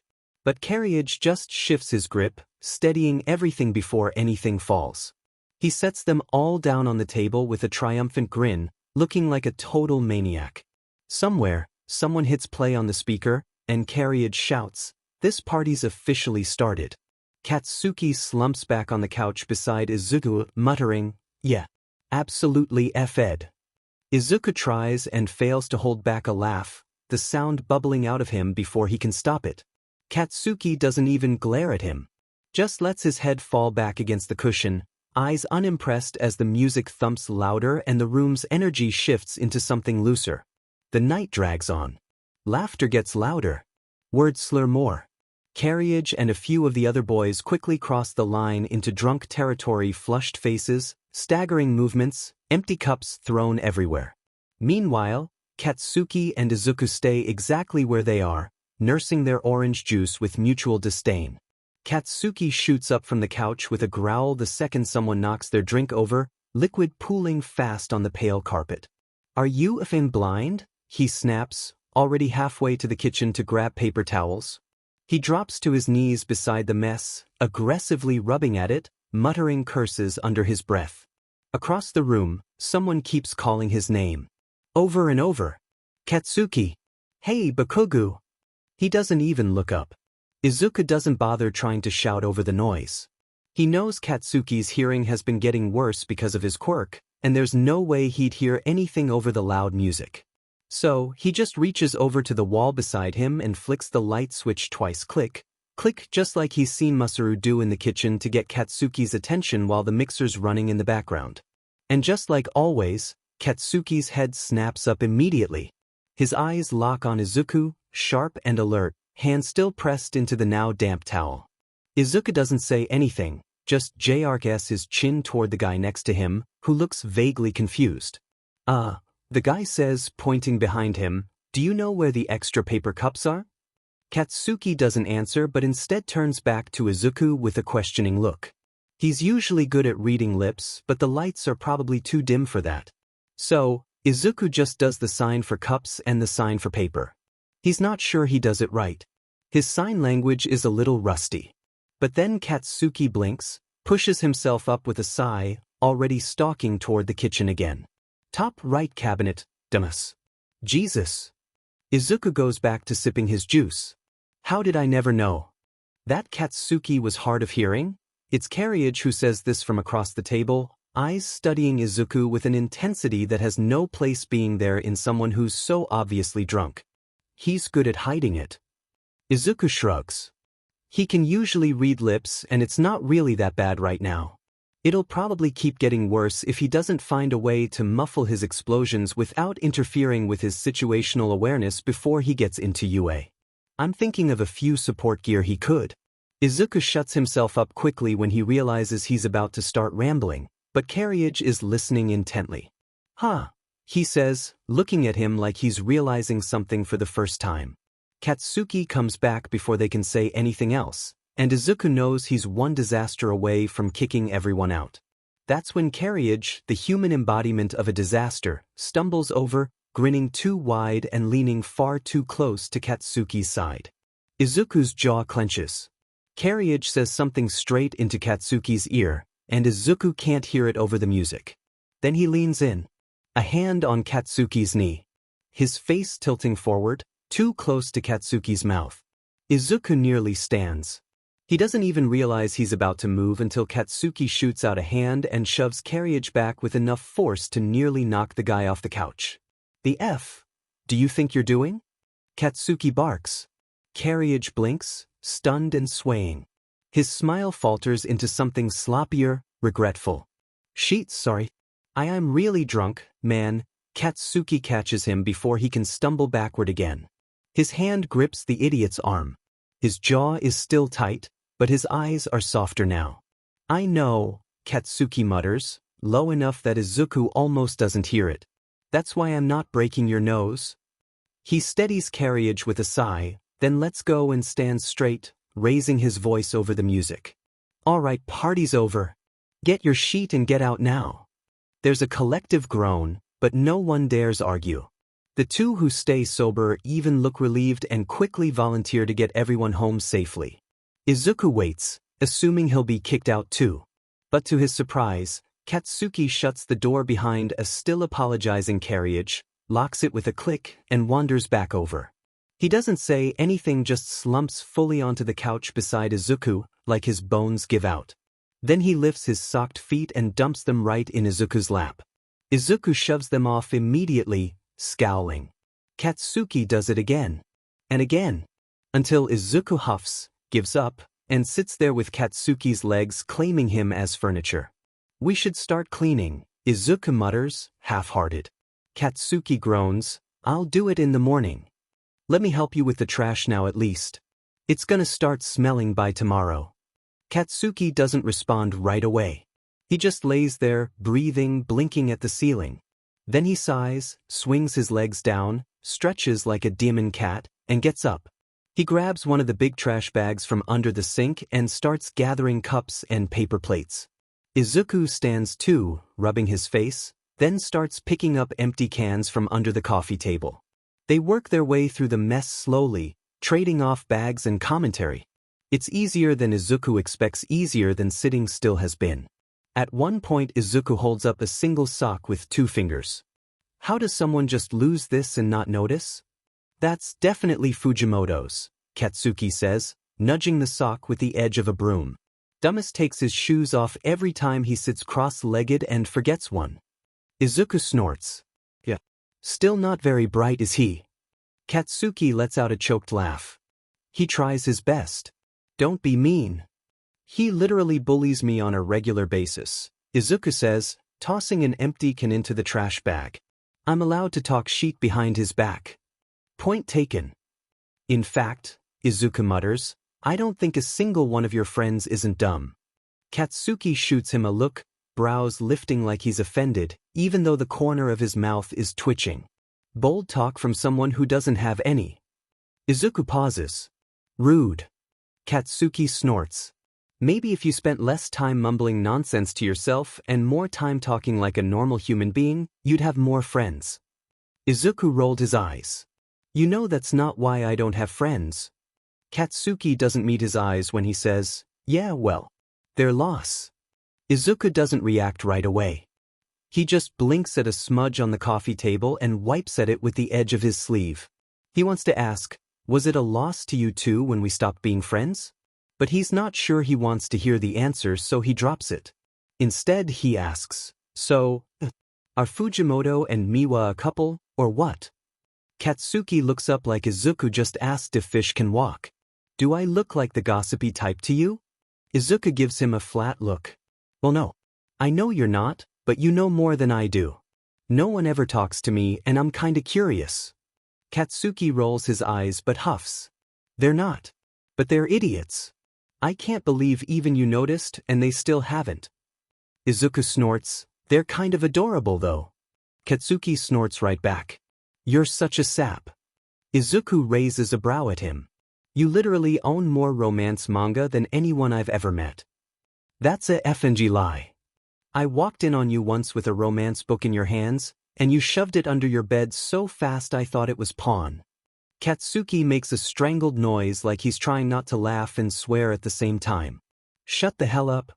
Izuku grins. What about Sujihara? He's still dating that older girl? Katsuki frowns. Who? You know, tall guy. Freckles. Hair like a mop. Oh, that guy. No clue. You don't know our classmate's name? They're all just extras. Izuku rolls his eyes but doesn't stop. Okay, what about Nishida? Don't know him. The one with the gross yellow ice quirk? PSS popsicle. Yeah, no idea what he's up to. You're such an a-hole sometimes. And you're annoying. I'm bored. My party wasn't enough entertainment for you? Your party is a but? F-I-N-G hell Izuku. Izuku kicks an empty can toward the bag Katsuki's holding. Okay. Last one. Promise. You said that 5 questions ago. Izuku grins. Yeah, well, I lied. He shifts his weight, hesitating just a second. What about carriage? Katsuki doesn't answer right away. Just ties off the bag with a sharp tug and sets it aside. What about him? I dunno, Izuku says, suddenly more careful. Just, how's he doing? Last time we were friends, his parents were, rough. Katsuki's expression tightens. They've been divorced since we were 10. Izuku blinks. Oh. Both of them got remarried. Didn't want him. So he's with his grandparents now. Oh. Softer this time. Katsuki doesn't say anything else. Just bends down and pulls another cup from under the couch. Izuku watches him for a second, the way his shoulders tense before relaxing again. Then he looks away, chewing the inside of his cheek. That must be why they click, he thinks. They finish cleaning in silence after that. Katsuki ties off the last bag and lets it drop to the side with a dull thud. He dusts off his hands. I'm gonna wash up a bit, he says. Be down soon. Izuku nods. Quiet. He walks to the kitchen, runs cold water over his hands, stares at the drain like it might give him answers, then dries them off with a towel that smells a little like Katsuki's soap. He should go home now. There's no more reason to stay. But instead, he wanders back to the living room, drops into the same spot on the couch he's been in all night. He tells himself he just wants to wait for Katsuki to come back down. Just so he can say goodbye. That's all. Katsuki is tired. He's so tired and sore and sleepy he just wants to lie down and sleep for days. He's not used to staying up. Always in bed by 8:30 on most days. He walks down the stairs, barely able to keep his eyes open, and heads straight for the couch Izuku is sitting on. That's my spot, you know, he mumbles sleepily. Find another one, Izuku fires back. Katsuki moves closer, fully intending to lie down and throw his legs into Izuku's lap again. If you put your smelly feet in my face again, I'm gonna bite them. They're not smelly, Katsuki mutters, already smiling at the mental image of Izuku actually biting his foot. Before he gives himself enough time to think it over, he slumps down on the couch and rests his head on Izuku's lap instead. He hears Izuku squeak, and then a hand automatically shoots up to his hair.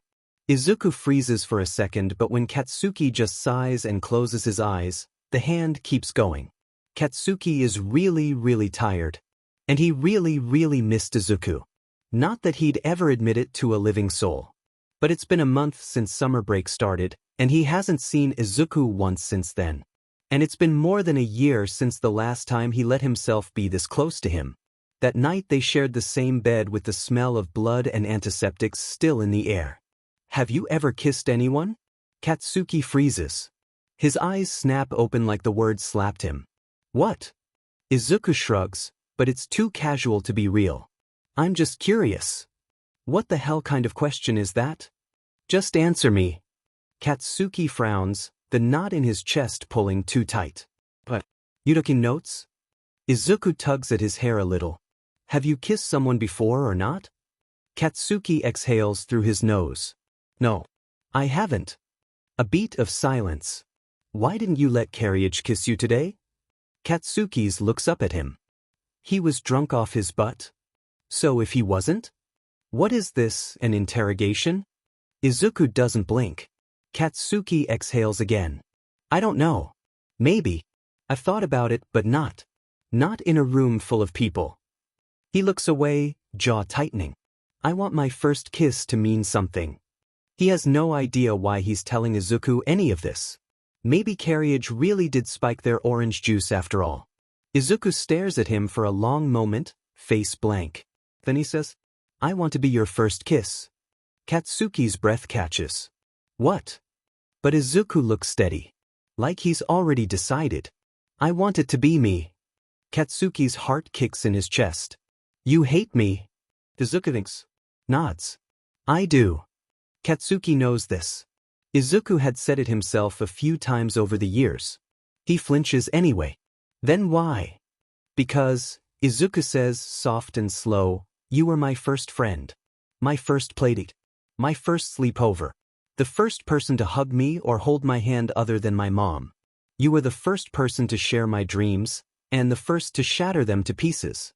You were the first to believe in me, to lift me up so high I thought I could fly, and... His voice wavers. You were the first to cut my wings and watch me fall. Izuku's looking down at him with watery eyes and a smile that hurts to look at. His hand in Katsuki's hair is still so painfully gentle. He can't breathe. His lungs won't expand. His chest is caving in, tight and burning, and his hand lifts on instinct to press over his heart, like that'll do anything to stop the ache. So I think, Izuku continues, barely above a whisper, you should be my first kiss too. Katsuki doesn't answer. Can't. His tongue is made of lead, and his pulse is pounding behind his eyes. Izuku leans closer. It makes sense to me. Poetic, right? No, Katsuki whispers. His voice is small, shaking. It really doesn't make any sense. You still hate me. Why would you want to kiss someone you hate? He hates how unsure he sounds. How scared. Izuku shrugs. Shrugs. Like he's not holding Katsuki's whole world in his hands. I don't know. Maybe just so next time we're at school, and you're back to running your mouth at me, calling me a useless Deku, I get to look at your lips and remember I was there first. He says it like it's nothing. Like he didn't just slit Katsuki open and carve those words into him for good. Katsuki's never felt so small. So gutted. So seen in the worst, most humiliating way. He's always known love wasn't in his cards. Not for someone like him. Not with the things he's said. The things he's done. His own mother doesn't love him, for God's sake. But he thought just maybe his first kiss could still be something soft and sweet. Between schoolwork, his chores and training, he really doesn't have much time for daydreaming, but he'd be lying if he said he'd never imagined it a few times. In fact, he's imagined it with the same boy who's now leaning over and ripping his heart out of his chest. He knew he'd never get a fairy tale kiss or a happily ever after. But never in a million years did he imagine his first kiss to be like this. Handed to him like a punishment wrapped in velvet. A kiss with the weight of 8 years of cruelty, hurt, guilt, and shame. Without an ounce of forgiveness or affection or love behind it. A kiss meant to be held over his head and remind him what a horrible person he is and why he doesn't deserve love. And the worst part about this whole situation is that he knows it's not even enough of a punishment. He deserves way worse. He knows Izuku isn't doing this to be cruel. He's just trying to take back some control. Trying to brace himself for the next time Katsuki breaks his heart. Maybe trying to make it hurt less by hurting him first. And if this would ease some of the hurt he's caused Izuku, then he'd do it. Even if it breaks him. He sits up because he knows if he stays down any longer, he'll start crying and probably drown in his own tears. He turns to Izuku, who looks like he's lost in his own world of hurt. When they lock eyes, he simply nods and moves closer to Izuku. He steels himself and lifts a hand to Izuku's cheek, fingers trembling. If he weren't so close to throwing up, he might have laughed at how he feels like a lamb being led to slaughter. He hesitates. Just for a second. Because even now, even with everything, he still wants this to be real. Then he leans in. The kiss is soft. Barely there. Chase. A brush of lips and nothing more. But it hurts.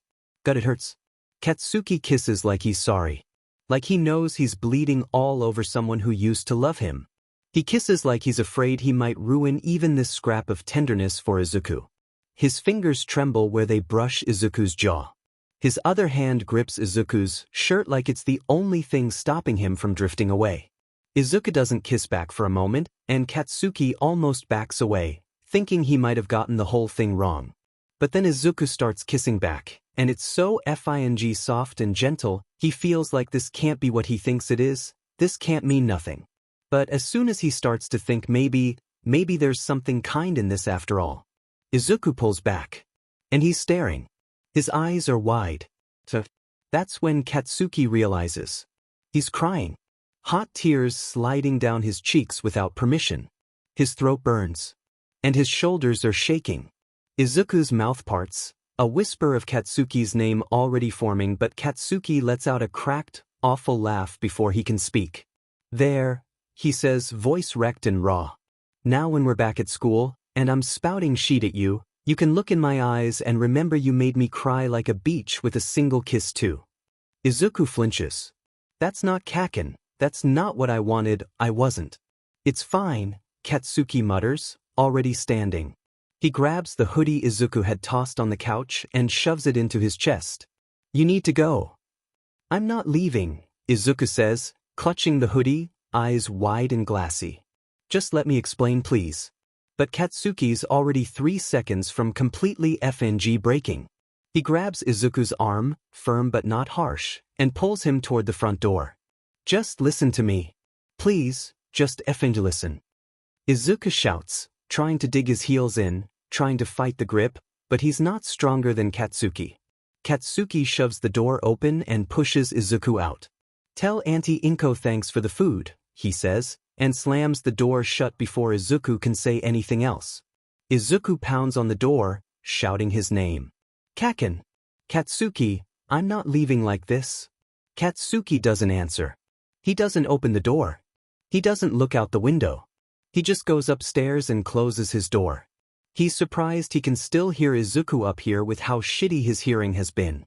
So he cranks his music loud enough to drown out everything Izuku's voice, the knocking, even his own thoughts.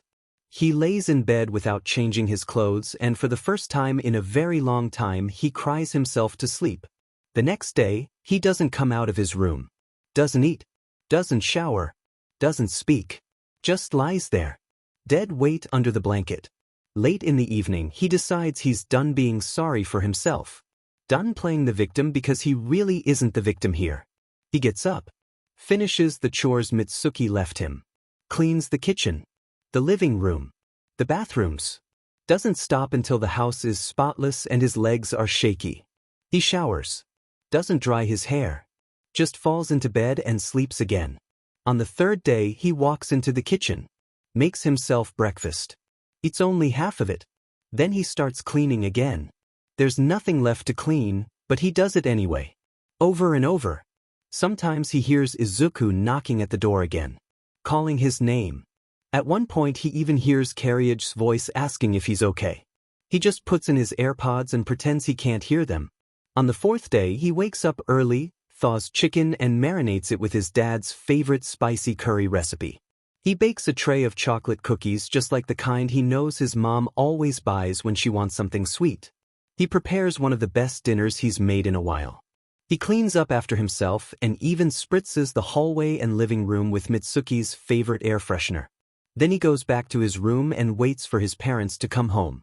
Late in the evening, he hears a car pull into the driveway. Hears the garage open. He's running down the stairs before he even realizes what he's doing. He's halfway down when the door opens. Mitsuki, who used her own keys to open the door, steps inside, already yelling. The FNG lawn looks like sheet. Couldn't you do one effing thing right while we were gone? Katsuki sits back down on the stairs. Hugs his arms around himself. Hello to you too, Mom. His voice comes out hoarse and raspy. It's only then he realizes he hasn't spoken a word in more than 3 days. Izuku sits at the dining table, barely touching his food. His chopsticks stir through the rice without aim. His mom talks as she always does, soft and sweet, trying to keep the room alive. He half listens, nodding along every now and then. His mind drifts back to the last month. Back to school. Back to how everything has been the same but also not. His classmates are still cruel to him. The teachers still pretend not to see. No one talks to him unless it's to mock him or mess with his stuff or trip him in the hallway. That part hasn't changed. The only difference is Katsuki. Katsuki hasn't said a single word to him. Not since the semester started. Not since that night over summer break. Not a glare. Not a shove. Not a single shitty Deku. Which, to be honest, wasn't exactly unheard of. Katsuki's always flipped between completely ignoring him and hounding him like a personal sport. But it had never felt this deliberate and cold. Never for this long. And never, ever had it been Izuku's own fault. Maybe that's why it hurts so much this time. Because it wasn't just another tantrum or mood swing. It was punishment. One Izuku had earned. Even Katsuki's little gang had backed off. Without him leading the charge. Their insults had gotten lazier, their shoves less frequent. At first, it felt like relief. Like breathing again. But relief didn't last long. The moment the other kids realized Katsuki wasn't staking his claim anymore, they moved in. Eager to see what it felt like to drag Izuku down without having to go through Bakugo first. If you'd asked Izuku a few months ago what he'd feel if Katsuki finally left him alone for good, he'd have said relieved. And he would have probably meant it too. Relieved. Free. But that wasn't what he felt today, when he was handed back his math test. His stupid heart leapt, hoping for that familiar voice turned his way. That demand of, "What did you get, Deku?" Instead, Katsuki didn't even look at him. Just folded his test paper cleanly, slipped it into his bag, and never turned around. Izuku didn't even check his own score. Just crumpled the page in his fist and kept his head down. Something has to change. He can't keep doing this. He has to do something. His mom's voice pulls him back. "Sweetheart? You okay?" He glances down. His food looks destroyed, rice mangled, vegetables torn apart like he's dissected the meal instead of eating it. He looks up slowly, meets her eyes. She's concerned, confused, hesitating like she isn't sure whether to speak again. Then he stands. Fast enough to rattle the chair. Her eyes widen. "I need to go see Kaken." She stares at him like she misheard. "What? Izuku now?" He almost laughs. Of course she's surprised. He hasn't willingly asked to go see Katsuki in years. "I'll be back soon." She just blinks at him, lost between allowing him to go or asking him more questions first. He doesn't wait for her to decide. He grabs his bag, slips into his shoes, and heads for the door before the guilt, or the nerves, or the thousand things clawing at his throat can talk him out of it. Izuku paces the porch, sneakers scuffing against the concrete, muttering every version of apology he can think of. The light by the door flickers faintly above him, and every few steps he glances at it like it might give him a sign whether he should just leave or go through with this. He's been standing here for minutes, trying to work up the courage to knock. This isn't the first time he's come since then. Not even close. Right after that night, he came here every single day. For 3 days straight. Sick with guilt. Sick with worry. Izuku had knocked. Waited. called Katsuki's name, called his number, texted him. And he got nothing. Not even a glimpse through the curtains. Or a yelled, huff. By the time the Bakugos got back from their trip, Izuku had already given up. He'd thought about coming back. Thought about cornering Katsuki while his mom was home. There's no way Katsuki could throw him out if Mitsuki was there to see it. But he didn't. Because there was still a chance that Katsuki would be angry enough to do something stupid and get in trouble with Mitsuki, and Izuku couldn't bear the thought of causing him even more harm than he already did. It's been more than a month since then, and Izuku could only hope that Katsuki had calmed down enough to hear him out now. Izuku stops pacing. Fists clenched, heart thudding in his chest. Then he raises his hand and knocks.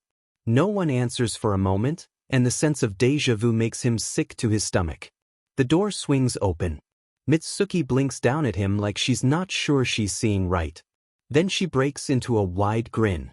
"Well, look who finally decided to show his face," she says, already reaching out to ruffle his hair. "Been months, kid. I missed you. Look at you all grown up." Izuku tries to smile. He really does.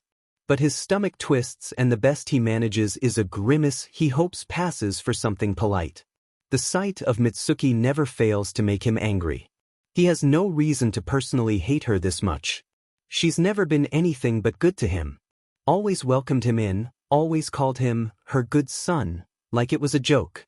He knows she cares about him. That's exactly why he hates her. Because it means she is capable of caring, of showing kindness and softness. Just not to her own flesh and blood, apparently.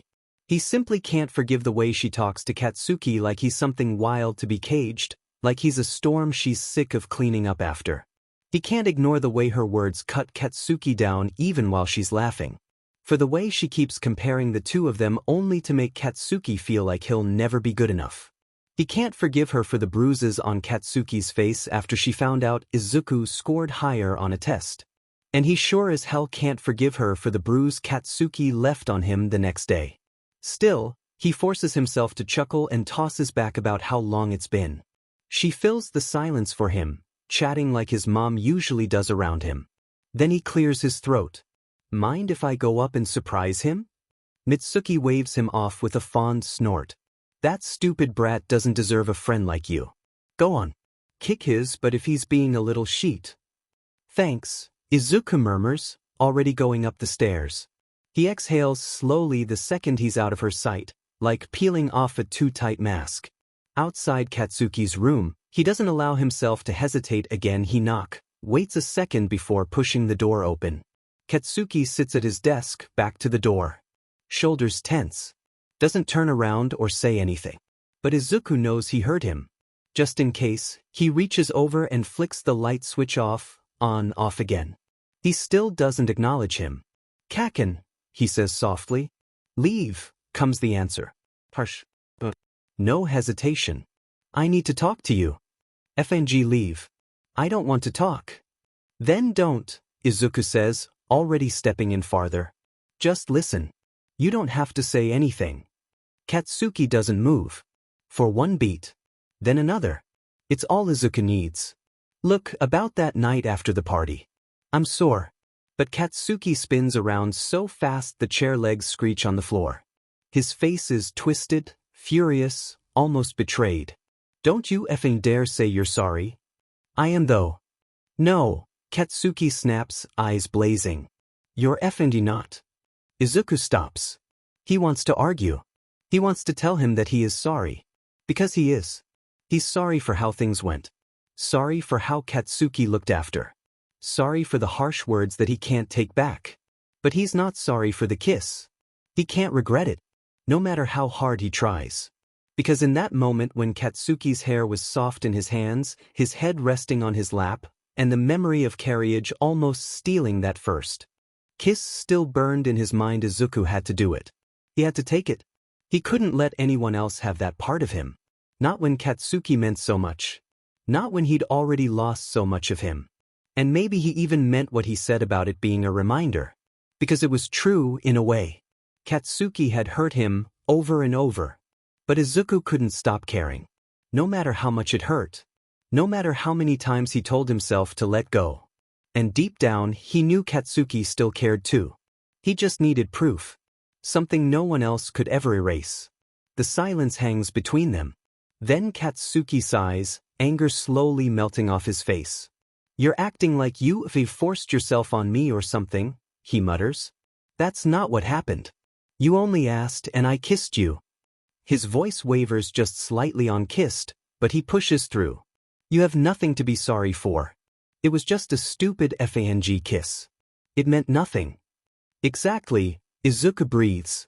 "You told me, just before, that you wanted your first kiss to mean something. And I still. Just shut the F up." Katsuki's voice cracks through the air. "It's done. It's over." "I'm not mad," Katsuki says quietly. "I understand." Katsuki doesn't look angry in that moment, he just looks heartbroken. Just like he did that night. And the sight of it brings fresh tears to Izuku's eyes. His lips tremble. He clenches his jaw, fighting the sob that threatens to spill out. He doesn't deserve to cry right now. He knows that. Katsuki catches the shift in his face.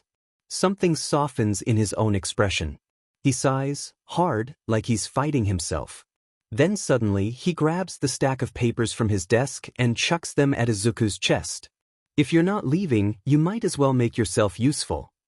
Izuku stares down at the papers in his hands, blinking fast. "This isn't schoolwork." "What's this?" he whispers, voice hoarse. He rubs his eyes, trying to see clearly. "It's the material for UA's mock entrance exam. Next month," Katsuki mutters. He's back at the desk, but this time, he turns his chair toward the bed. "An invitation." Izuku nods, quietly. He sits. "It's questions and answers." "But I can't seem to focus," Katsuki admits, eyes flicking toward the sheets. "Can you just quiz me or whatever?"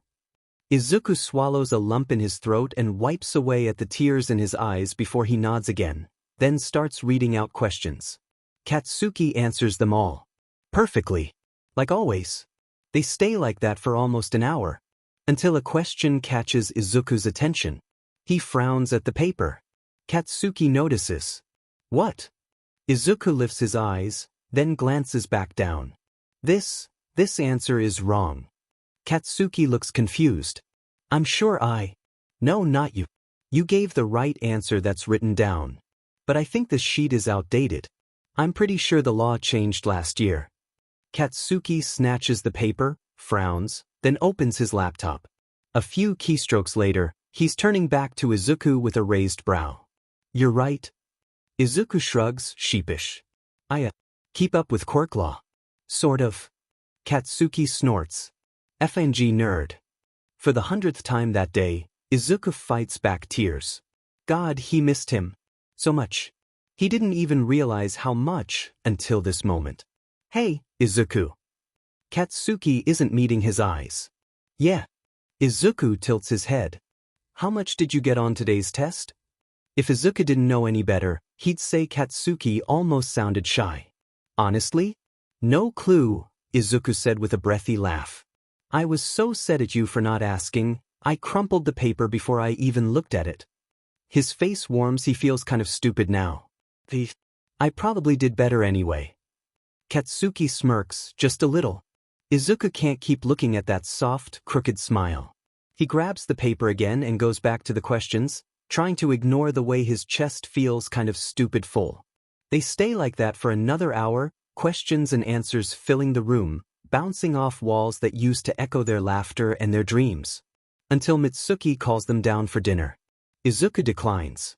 Says he already ate with his mom. He excuses himself, quietly. When he steps out the door, his heart feels lighter than it has in months. Their middle school teacher announces it like it's breaking news. Bakugo Katsuki will be applying to UA High's hero course. The class erupts clapping, praising, showering him in congratulations like it's their personal victory. Katsuki basks in it, grinning wide, shouting about how he'll be number one. Izuku stares at him. The sunlight slants in through the window just right, setting Katsuki's hair aglow. It looks like it's burning.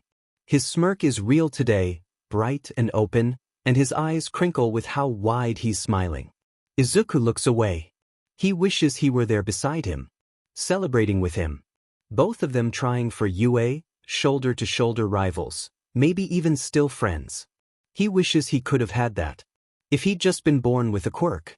Maybe then, he wouldn't have had to watch from the sidelines. Maybe then, Katsuki would have looked at him like an equal. Ever since that day he spent quizzing Katsuki for hours on the material, he hasn't been able to stop thinking about it. The way Katsuki answered so fast, so confidently, it lit something up in him. Something stubborn. Something hopeful. He hasn't been able to stop thinking about UA. His childhood dream. No matter how many times he tried to give up. No matter how many people told him not to even dream it. The thought of not trying, of sitting back and letting the chance slip by made his chest ache. So he signed up. He told his homeroom teacher and, as expected, got the usual disbelieving, mocking look. Still, the man handed him the test date and login access. Before Izuku left, he begged him not to say anything. He couldn't handle Kaken finding out not yet. The teacher had promised. The mock exam wasn't quite like the real thing in February, but it was necessary. A gatekeeper. Pass it, or don't even bother applying. Izuku got 86%. Not perfect but solid. Better than he expected. Maybe even good. But he was sure Katsuki had done better. Katsuki almost always did. The teacher claps his hands once, cutting through the chatter. "All right, settle down," he says, voice too bright. Too knowing. The students tear themselves away from Katsuki's orbit, dragging themselves back into their seats. Izuku doesn't like the look on the teacher's face. It's smug. Sharp-edged. His eyes flick to Izuku and linger. Izuku's blood runs cold. He wouldn't. He promised. Bakugo's not the only one from our class who took the mock exam, the teacher says. Seems we've got another UA hopeful. The class starts murmuring curiously. Izuku's chest tightens. Maybe he means someone else. Maybe. And he did well too. Scored just under you, Bakugo. The teacher's smile spreads, slow and mean. There's no pride in it. Just spite. Izuku sees Katsuki stiffen. His shoulders go tense, hands curling around the edges of his desk. The scent hits a second later, sweet, chemical, dangerous. Nitroglycerin. Please no. Then the teacher drives the knife in. Midoriya Izuku is also applying to UA's hero course. The class goes dead quiet. And then, what? Katsuki's voice slices through the silence. He stands so fast his chair scrapes violently against the floor. His fists are clenched, trembling. The smell of nitroglycerin thickens in the air like a warning. Izuku freezes in his seat. Are you f***ing kidding me? He snarls, eyes blazing. The desk Izuku is sitting at explodes. Not enough to hurt him, Katsuki's always scarily precise, but enough to blow the chair out from under him and send his books flying. A loud pop cracks through the room, followed by shrieks, yelps, someone ducking under their desk. Kaken! Izuku chokes, coughing through the smoke, trying to sit up. His ears are ringing. You effing lied to me! Katsuki shouts, voice livid and raw. What? Izuku stammers. He has no idea what Katsuki's talking about. You acted like it was your first time seeing the material for the exam. It was, Izuku says, backing off, but his back hits the wall. Don't effing lie to me. Katsuki keeps getting closer, angrier. It took me more than 3 months of non-stop studying to get the score I did. He grabs Izuku by the collar and yanks him close. Kaken, listen, Izuku says, struggling to breathe. There's no way you passed with just 1 month of studying, Katsuki spits. But he did. He'd long given up on the dream of becoming a hero, but the moment he saw Katsuki studying, saw how serious he was, something in him cracked. He couldn't forgive himself if he didn't try. So he studied. Like his life depended on it. I keep up with Quirk law, Katsuki mocks. You f***ing liar. You only knew that question was wrong because you were studying it way before that day. You sat there making a fool out of me, thinking you could one-up me, take the top spot at our school, didn't you? Katsuki looks crazed. Izuku's hands go up, open-palmed, heart-pounding. I wasn't trying to trick you. I wanted to try. I didn't even think I'd pass. Bullshit. No one in class moves. The teacher has backed up, silent. The air is heavy with ash and tension. Dozens of eyes are watching. Izuku's face burns. Katsuki is looking at him like he's filth. What? You just wanted to prove you're better than me again? Were you gonna brag to our moms about how you beat me? Izuku's never seen him this angry. Kaken, Izuku whispers. I wanted to give it a shot. Katsuki doesn't speak for a second. He grits his teeth, nostrils flaring, fists still sparking faintly. Let me break it to you, shitty Deku, since you never seem to get it no matter how many times I try to beat it into your skull. He shoves him hard against the wall. Izuku's head rattles. You still came FNG second. You'll never come close to where I stand. And even if you pass the mock exam, even if you pass the real written one, you won't make it past the practical. Katsuki's voice is pure venom. Because you, Deku, are FING quirkless. His scalding hot hand clamps down on Izuku's shoulder. The fabric of his uniform begins to smoke. Izuku's terrified. Katsuki's never used his quirk on him before. But there's a first time for everything. An explosion this close, no matter how small, could F up his arm. Burn through his skin. Listen up, Deku, and get it through your thick skull. You are never becoming a hero. And if you keep going down this path, you're gonna get yourself killed. One way or another. Katsuki's tone is threatening. You don't know that, Izuku whispers, anyway. Katsuki pulls him closer by his collar, until their faces are inches apart.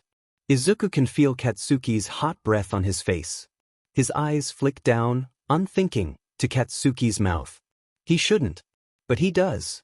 He watches his lips move, watches them form words he doesn't hear. His mind slides to hide in a memory he's tried his best to keep buried. The way those same lips moved against his own. The lips stop moving. The smirk falls off, replaced by a frown far too soft for the situation. When Izuku looks up, Katsuki is staring at him with a look so raw, so violently betrayed it knocks the air right out of him. Katsuki knows. He knows exactly what Izuku was remembering. Maybe just so next time we're at school, and you're back to running your mouth at me, calling me a useless Deku, I get to look at your lips and remember I was there first. Now when we're back at school, and I'm spouting shit at you, you can look in my eyes and remember you made me cry like a beach with a single kiss too. And there they are, beautiful red eyes, glazed with so many emotions he can't name a single one. He watches something flash behind them, wide and vulnerable and ashamed. Then it's gone. And something cold and cruel takes its place in Katsuki's eyes. And Izuku knows there's no coming out of this the same. The heat on his shoulder spikes, and he winces. Izuku's mind is spiraling, trying to figure out a way to get out of this with minimal damage, but he can't come up with something. The bell rings. Izuku flinches. Katsuki lets him go. Their teacher walks past like he didn't see a DMN thing. Izuku wants to scream. Or cry. Or throw up. Most of the students hurry out after him, not wanting anything to do with what's happening. Only Katsuki's crew and a few others stay, watching like this is the best entertainment they've had all week. Katsuki's eyes scan the floor. He nudges at the scattered books with his foot, searching. He finds it. Izuku's notebook. Hero analysis for the future #. He picks it up and waves it in Izuku's face. Izuku reaches for it, desperate, but Katsuki yanks it out of reach. He glances around the room. Everyone's still staring, smirking and waiting to see how Katsuki will hurt him. Except for Carriage. Izuku catches his eye. Carriage isn't smiling like the others. But like always, he stays near the wall. He doesn't move. Doesn't say a word. Maybe this'll finally help you understand, Katsuki says, grinning wickedly. And then he slams his palms together. The notebook explodes into flames. Izuku feels his heart go with it. Katsuki, still smiling, tosses the burning mess out the window. Izuku stands there, trembling. Eyes down. Trying so hard not to break in front of them. Katsuki leaves him there and heads for the door, his lackeys trailing behind him. But just before he leaves, he turns back and says one of the cruelest things Izuku will ever hear in his life. You know, Dad, if you want a quirk so bad, maybe you should try to take a swan dive off the roof of the building. And pray you get a quirk in your next life. It takes a second for the words to register. Then Izuku is furious. Because how effing dare he? How could he say that? After everything they shared. After everything they were. F-I-N-G. Dare. Izuku's fury must show on his face because Katsuki's palm pop in warning. Got something to say? He taunts, head tilted, that awful smile still on his lips. Izuku has so much to say. But he doesn't say any of it. Because they're not in his childhood bedroom. He's not surrounded by All Might figurines and posters to give him strength. And Katsuki won't hesitate to hurt him here. He's not safe here. So it all drains out of him. And terror takes its place. He curls into himself. Looks down. Katsuki snorts. Thought so. Then he's gone. Izuku stands frozen in the middle of the wrecked classroom, surrounded by the mess that used to be his desk and school bag. It's quiet now, everyone else is gone, but Katsuki's voice still echoes loud in his head. Take a swan dive off the roof of the building. It loops, over and over, each time more vivid than the last. His legs tremble, then give. He sinks to the floor, knees folding like paper beneath him. His fingers press to his shoulder and stop. The fabric of his uniform sticks there, slightly melted into his skin. It stings. He flinches. It's a burn. The first time Katsuki's ever actually burned him. He stares at the charred wreckage of his desk. The hole in his chest stretches wider with every second. He feels hollowed out. Numb. Even crying feels too far away, too much effort. It's not the first time Katsuki's used his quirk on that desk. Izuku used to think the burn marks were just more bullying. Power plays. Katsuki would get to class early, plant his palm flat on the wood, and ignite it just enough to leave behind scorched patterns. He'd always do it before Izuku arrived, like some kind of pre-claim. Izuku didn't get it. Thought it was weird, but whatever. He avoided coming to school early anyway. It only gave people more time to mess with him. He was usually the last to come to class and the first to leave it. But one day, he got there early. He can't even remember why. He walked to his desk, dropped his bag, sat down. It took him a second to notice the writing. The surface of Izuku's desk was covered in messy, permanent marker. Slurs, insults, and cruel jokes filled every corner, some written big and bold, others small and cramped, like they'd run out of space but still had more to say. Loser. Die. Worthless. Freak. Kill yourself. He sat there, staring as if rooted to the spot. He couldn't move. Could barely breathe. People started trickling in. Laughing. Talking. He didn't know if it was about him. He didn't look up. The door slammed. Katsuki and his friends spilled in loud, obnoxious, taking up all the space in the room without trying. Still, Izuku didn't move. Then footsteps. Heavy ones. Getting closer. A hand slammed down on the desk right over the word die. Izuku jolted, blinking up into Katsuki's face. Red eyes locked on him, unreadable. Then Katsuki's palm sparked. Not a full blast, just a hiss, a burn. Just enough to set fire to the surface and sear through the words. Izuku watched them vanish in smoke and ash. One tear slipped down his cheek. He didn't even realize he was crying. Katsuki noticed. His eyes followed the tear, then flicked back to the desk. Izuku understood, suddenly, all those mornings when he found scorched wood waiting for him. Katsuki hadn't been burning his desk to intimidate him. He'd been erasing things. Erasing this. Katsuki shook the sweat from his fingers, then placed his hand on Izuku's head and shoved. Not hard enough to slam it into the desk, but not gentle either. Are you gonna cry over some shitty, meaningless words? Shitty Deku? He spat. It sounded cruel. Probably was cruel. But Izuku felt Katsuki's thumb move, just slightly, brushing the hair above his ear in a soft, almost distracted motion. Meaningless words, his brain repeated. He nodded. Wiped his cheek. Brief. Katsuki's hand lingered a second too long before he turned and stalked back to his seat. Now, in the wreckage, Izuku blinks. The edge of his ruined desk scrapes against his palm. Ash crumbles under his fingertips. It's all gone now, the words, the scorched surface of his desk, his notebook, whatever thread that used to still hold their memories and hearts together. It's all burned to ashes now. Gone like it meant nothing. And Kaken? Take a swan dive off the roof of the building. The words crash back in. Izuku's breath catches. His shoulder throbs again. He wonders what it means, that the only person who ever burned the words away now wants him to believe them instead. Maybe. He shoves the thought away, fast and hard. He would never do that to his mom. She only has him. He clenches his fists, grounds himself. He stands, brushes the dust and ash off his pants. Grabs what's left of his school bag and books. He heads down the stairs to look for his burnt notebook. Izuku crouches near the bushes under the classroom window, pushing aside branches as he searches the grass. His shoulder aches from earlier, fingers scraped, and his knees are damp from the dirt.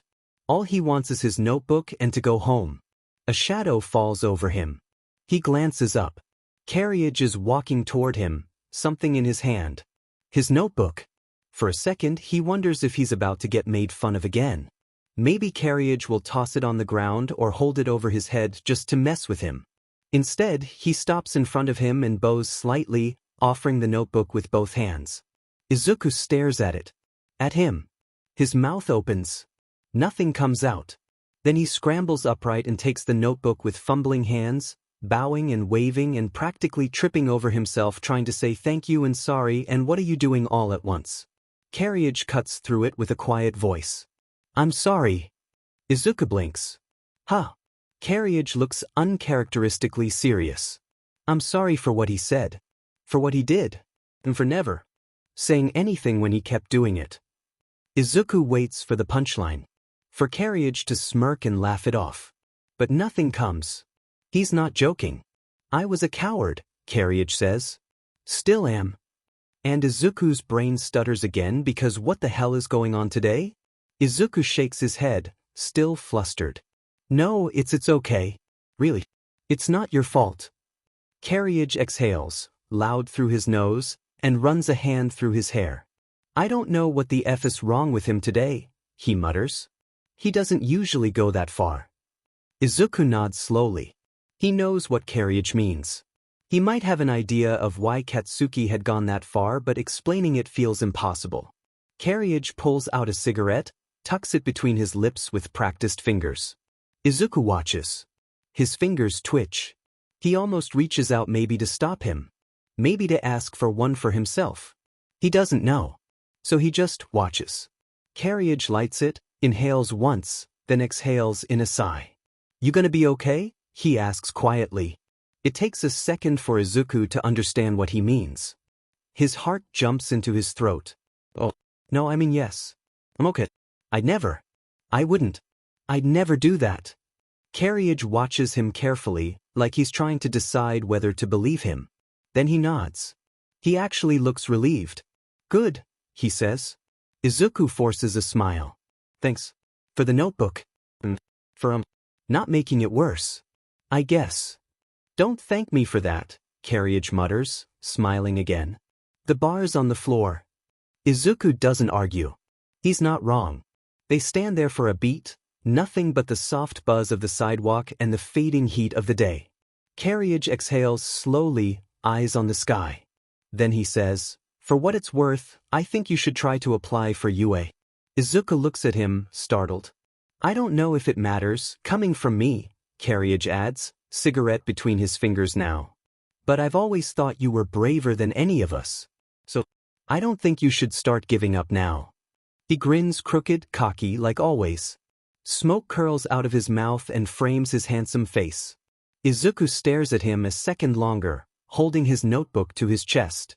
And maybe Katsuki was right, he thinks. Maybe Carriage really was a good guy at heart after all. Kind of. Maybe. He still doesn't like him.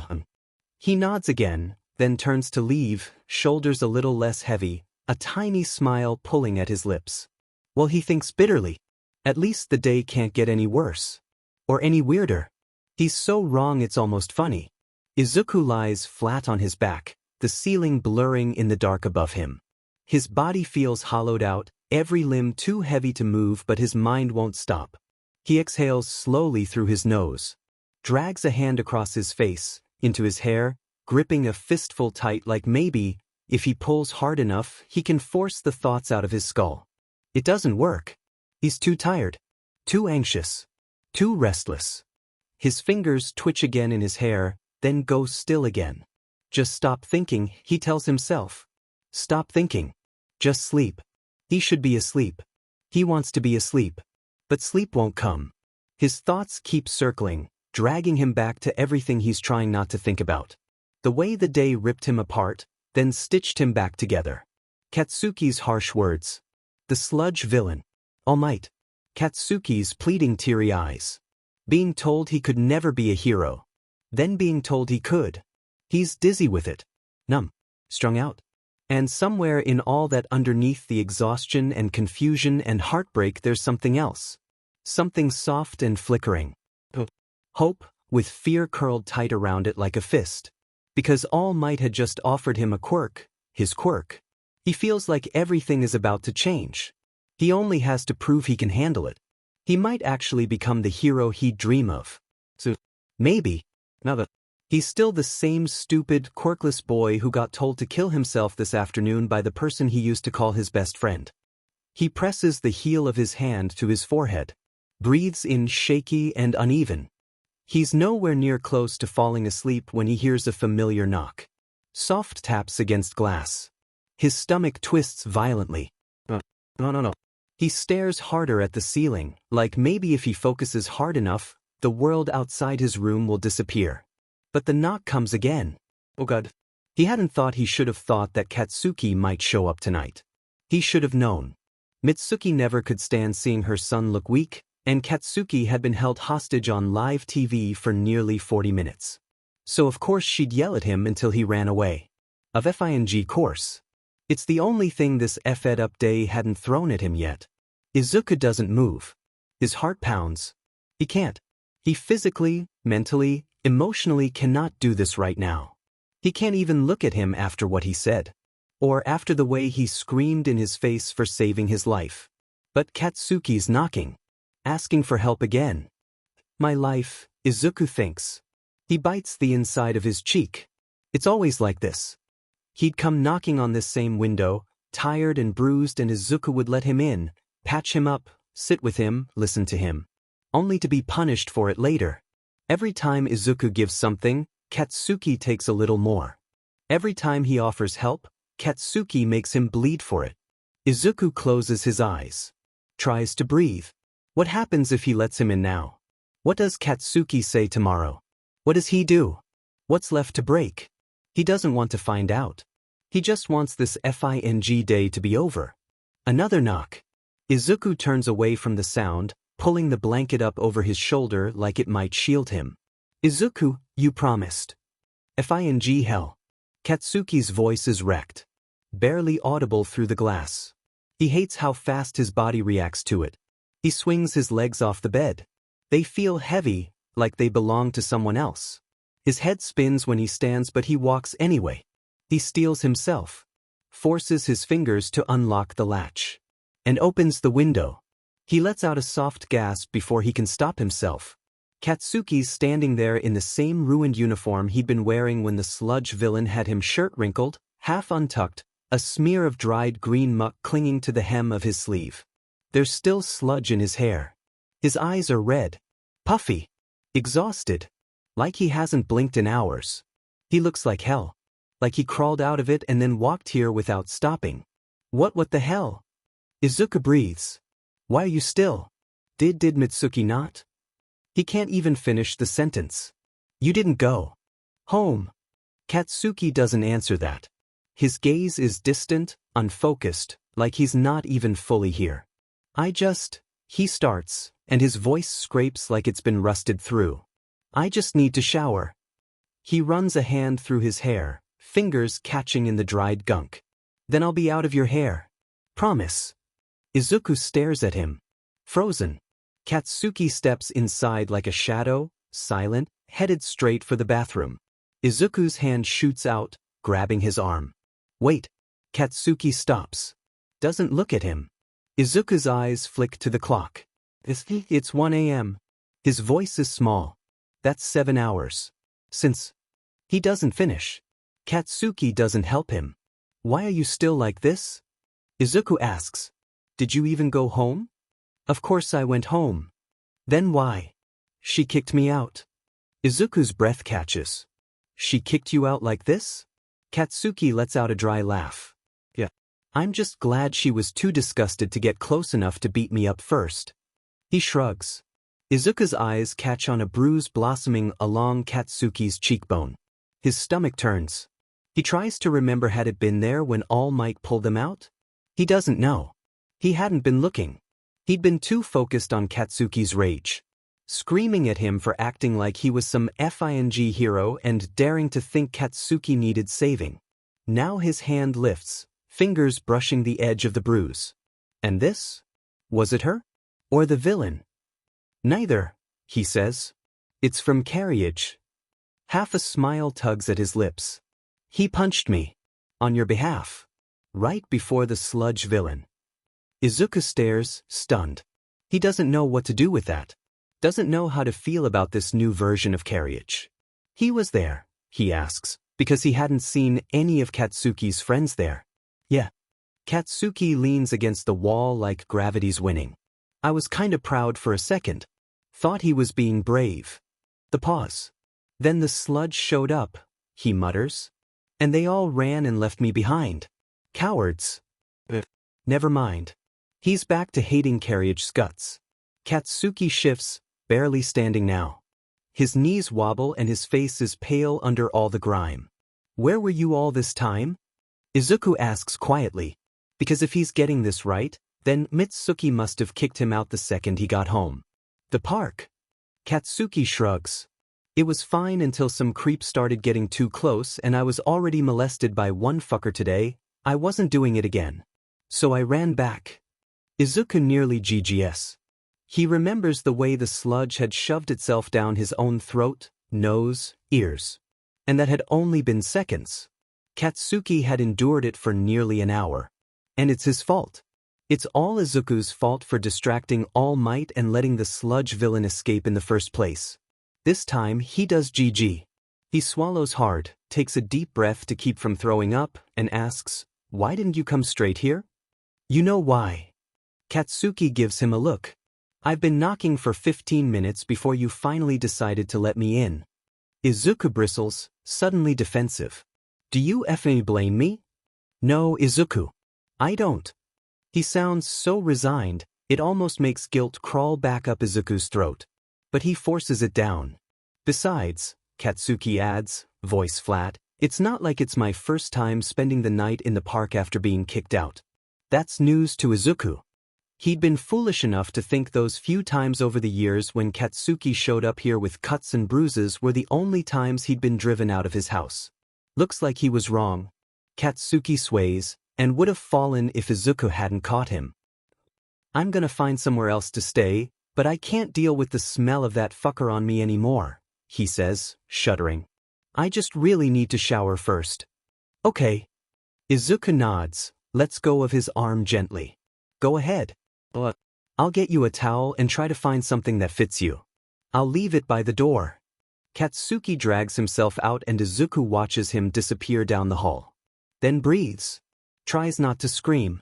Izuku turns around and starts rummaging through his closet, looking for a pair of sweats that might fit Katsuki. He grabs a towel and heads for the bathroom. Halfway there, he hears violent retching coming from the bathroom, wet and awful. He winces in sympathy, sets the towel down by the door, and turns back to his room. There's no way in hell Katsuki's leaving tonight. Not like this. But knowing him, he might still try to sneak out. He's stubborn like that. Izuku pauses, almost considering swapping the sweats for the ugliest pair of All Might pajamas he owns. No way Katsuki would risk being caught dead outside in those. He sets up the extra futon beside his bed and sits on his own, waiting. It's quiet for a few moments, before the most gut-wrenching scream fills the entire apartment. Izuku's moving before he can think, sprinting to the door. It's locked. He pounds on it, frantic. Kaken! Hey Kaken, open the door. What's happening? The screaming turns to harsh, gasping sobs. Please. Please stop, don't. No, no, no. Stay away from me. It's me. Izuku shouts. F-. Open the door, please Kaken, please. Izuku? What's going on? He spins around. His mom stands in the hallway, robe loose, hair mussed from sleep, eyes wide and panicked. Katsuki never wanted her involved. Too late now. It's Kaken, Izuku stammers. He was showering and then he just started screaming. I don't know what's happening. She's already moving. Picks up the towel, presses her hand just above the handle. Her eyes narrow in concentration. Her quirk. The door unlocks. Izuku steps forward, but she stops him. Honey, I think he'll be more embarrassed if we're both there. He's just having a flashback. I've got this, okay? Izuku hesitates. He should be the one going in. Katsuki came to him. Not her. But he's so DMN tired. His hands are still shaking. And he's this close to having a panic attack of his own. And she's there. Steady and solid. Always has been. Even just woken up, she knows exactly what to do. He feels guilty handing it off. Like he's throwing Katsuki at her like a burden. But he trusts her. She can take care of him. Of them both. So he nods. Turns back to his room. And lets her handle it. Katsuki can't breathe. It's everywhere. Everywhere. All over him. Inside of him. In his throat. In his mouth. In his nose. In his lungs. In his stomach. On his skin. He can't move. He's drowning. He's choking. Let go of me. Go away. Go away. Go away. His mind is screaming. Please stop. Please stop. Please stop. The voice whispers in his ear inside his. Don't fight, little boy. It'll only hurt more if you do. Just let go. Let me in. It'll only be a few minutes if you stop fighting. Go away. Please. Look around, boy. No one is coming for you. They're all just watching and waiting for you to give up. I can't see. It's dark. He can't feel. He can't see. He can't breathe. Go away. His hands are popping, his quirk flaring, but he can't see the sparks. It's too dark. It's so dark. There's no air. Katsuki, come on, Katsuki. Sweetheart. It's me. Just me. The new voice is calm. So familiar. But it doesn't help. It doesn't reach him. Not yet. He's clawing at his neck, digging his nails into his chest. Trying to get it out, get everything out. He can't breathe. You can breathe. Take a deep breath with me. There's nothing there. You're safe. You're in my home. It's Inko. Can you hear me? He can. He hears her voice. But the words aren't making sense. They're all jumbled, floating past him like bubbles rising too fast to catch. All he knows is he has to get out before he dies. A hand soft and warm wraps gently around his wrist. You're hurting yourself, sweetheart. Open your eyes for me. The touch is firm. Solid. Not sludge. Not cold. Not crawling. It's real. He opens his eyes. Blinks. It's not dark. The lights are too bright, too harsh. His eyes ache. But he can see. That's it. That's good. Take another deep breath. Come on. Follow my breathing. Can you do that? He tries. Manages another gasp. His chest seizes, but it doesn't collapse this time. His eyes dart around the room, frantic. Unsettled. It feels like there are two of him now. One is panicking, spinning, frantic. The other is watching detached, floating just outside himself. Trying to speak. Trying to help. But the body doesn't listen. And both parts are confused. He's wet, but it's not sludge. It's water. Just water. Cold. The tiles are cold too, but the hands on his wrists are warm. He feels something soft on his shoulders. A towel. He grabs it, holds it tight, bunches it close against his chest like armor. You're all right. Can you stand up? I'm going to help you out of the shower. He looks up, trying to understand the meaning of the words. His vision's still sharpening. Still coming back. Green. Hair and eyes. His first thought is Izuku. But then his focus clears. The features are older, softer. No freckles. It's not Izuku. It's Inko. It's Inko. She's here. He's not there anymore. He's safe. A breath, his first real one, shudders out of him. His muscles let go inch by inch, like they're remembering how. Can you stand? She asks again. She's hovering, itching to hold him, but letting him try. He moves shaky, but he can't do it alone. He leans into her. Heavy. Exhausted. She's solid. Stronger than she looks. She helps him step out of the shower, her hands careful but sure, and eases him down to sit on the closed toilet. You're still not breathing right, kiddo. Inko says gently, her voice cutting through the fog like a thread of light. Come on. In for 4, hold for 4, out for 4. She takes his hand and places it against her chest. Follow me. Her breathing is deep. Exaggerated.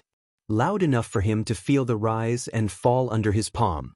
He stares, barely able to process what she's doing, but he focuses on it anyway. It takes time. Longer than he wants to admit, but he keeps trying. Following her rhythm. Slowly, painfully he catches on. Eventually, his breathing is almost normal. Shaky, but not desperate or gasping. That's when reality slams into him like a car crash. Inko's here. His eyes go wide again, not in panic this time but dread. She can't know. She can't know. If she figures out his mom kicked him out and confronts her about it, he's done for. He'll be dead. What is he supposed to say? How the hell is he going to explain this? He starts spiraling again, fast, slipping right back into the panic, until Inko shifts his hand, presses it more firmly to her chest, grounding him again. Stay with me, she says softly. It's okay. I'm not gonna ask you questions. She pauses. You can tell me anything, but only if you want to. Small mercies. Eventually, once he's calmed again, she stands from where she'd been kneeling in front of him. She steps out of the bathroom for a second, then returns and sets something soft on his lap. A pair of boxers and black sweatpants. It's only then that Katsuki really becomes aware of himself, his body. His state. He's almost naked. Just a towel slung over his shoulders. His entire face ignites in bright pink. Inko notices and she chuckles under her breath. I wouldn't be so shy, son, she teases gently. I've changed your diapers more times than I can count. Not helping, he rasps, dropping his head, cheeks practically glowing. I'm going to step just outside for a minute so you can get dressed, Inko says gently. Call for me if you need anything, okay? He nods, barely lifting his head. She leaves and the door clicks softly shut behind her. Getting dressed takes longer than it should. His limbs are heavy, uncooperative. Just pulling the sweatpants up feels like climbing a goddamn mountain. By the time he sits back down on the toilet seat, it feels like all the air's been knocked out of him again. He's so effing tired. There's a knock. He manages a rough, yeah, and Inko steps back inside. She looks him over for a second, then tilts her head. Your hair's still dirty. He blinks. His hand lifts instinctively to his head. He touches it. And yeah, there's still sludge in it. Sticky, clumpy, tangled at the roots. The second his fingers graze it, he yanks his hand away like he's been burned. He can't even stand the feel of it. His breath stutters in his chest. He'd been trying to wash his hair when he panicked earlier. The texture of the slime between his fingers and the warm water hitting his face was enough to send him right back there. His chest tightens again. He can't do this again. He feels it starting, that horrible rush of panic building up again. But Inko's there. A hand on his shoulder. Steady. It anchors him. Her voice is low, kind. I can help, she says. Wash your hair. In the sink. Only if you'll let me. Or we could just leave it and deal with it in the morning. He doesn't want to sleep like this, with that filth still in his hair. Let's just get it over with, he tells her. Inko quietly brings over a small stool from the corner and sets it in front of the sink. She helps him sit, drapes the towel over his shoulders again, careful not to touch too. Okay, she asks softly, her hand hovering over the tap. Yeah, he whispers. It's fine. The moment the warm water touches his scalp, he flinches. His whole body tenses like it's ready to run, but he fights it and tries to breathe through it. Inko keeps talking. Just soft little comments. Distracting. Her hands are gentle in his hair, washing the sludge out carefully. Not one drop touches his skin. He's so effing grateful he could cry. I used to do this for Izuku sometimes, she murmurs. He was terrified of getting water on his face for a while. Her voice drifts, lost in the past. Her fingers are firm and slow as they comb through his hair. It's surprisingly nice. He could fall asleep like this, if he weren't holding himself together with the last fraying thread of willpower. Do you remember when you were 10, I think? When Izuku jumped in after that kid who was drowning at the pool. Katsuki blinks, slow and heavy. He wants to nod, but he's too scared of moving, too scared of water trickling down his face again. So he whispers, "We were 11. Yeah. He remembers. Of course he does. Izuku had gotten the kid out. But he couldn't get himself out. He almost drowned.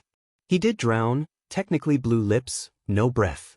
Katsuki had noticed the crowd, noticed the panic. And one glimpse of green hair under the water was all it took. He jumped in, dragged Izuku out, did CPR with shaking hands and trembling lips until Izuku sputtered and started breathing again.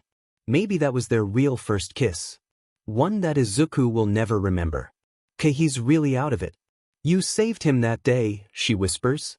His chest hurts, painfully tight. She sounds so grateful. And he doesn't fing deserve it. He's a monster. A bully. A piece of shit who spent years making her son's life hell. Who said the worst possible thing just hours ago. And now he's here. Getting kindness he hasn't earned. Her hands are warm and gentle and he doesn't deserve any of it. Not the softness in her voice. Not the safety of this moment. He doesn't deserve her. Doesn't deserve Izuku. Doesn't deserve to fing be here. His throat closes. His eyes burn. He tries to breathe, but it catches in his throat. Tears force their way out even as he clenches his eyes shut. "Katsuki?" Inko's voice is low, worried. "What's wrong, kiddo? You need a minute." He can't speak. His hand lifts, covers his face, but the sob breaks out anyway, torn and ugly. Hey, she murmurs. "I'm almost done. You're okay, sweetheart. Deep breaths for me, okay?" He's choking on it, on the guilt, the shame, the image of Izuku's face, his words echoing like a goddamn curse. He told him to die. And Izuku still came back for him.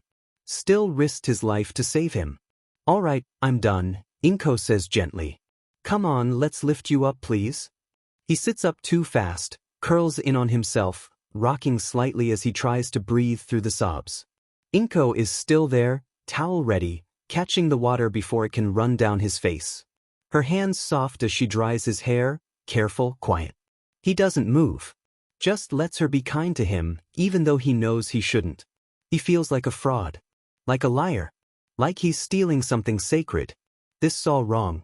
This shouldn't be happening. None of this should be happening. There's only one thing he can do to make it right. One way to fix this. She needs to know. If she knows the truth, knows what he did, what he does, she'll hate him. She'll stop offering him kindness he doesn't deserve. She'll start watching out for Izuku. Maybe she'll even stop him from ever hurting him again. If she knows the truth, she won't question why Mitsuki kicked him out or why she treats him the way she does. She'll understand it's the only way to raise a monster like him.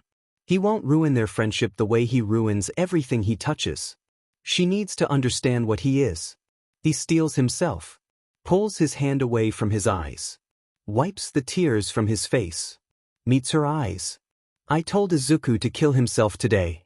They move to the couch and he tells her everything. Every word. Every awful thing he's said. Every shove, every insult, every bruise, every time he laughed at Izuku's pain or made sure no one else would see him as anything but useless.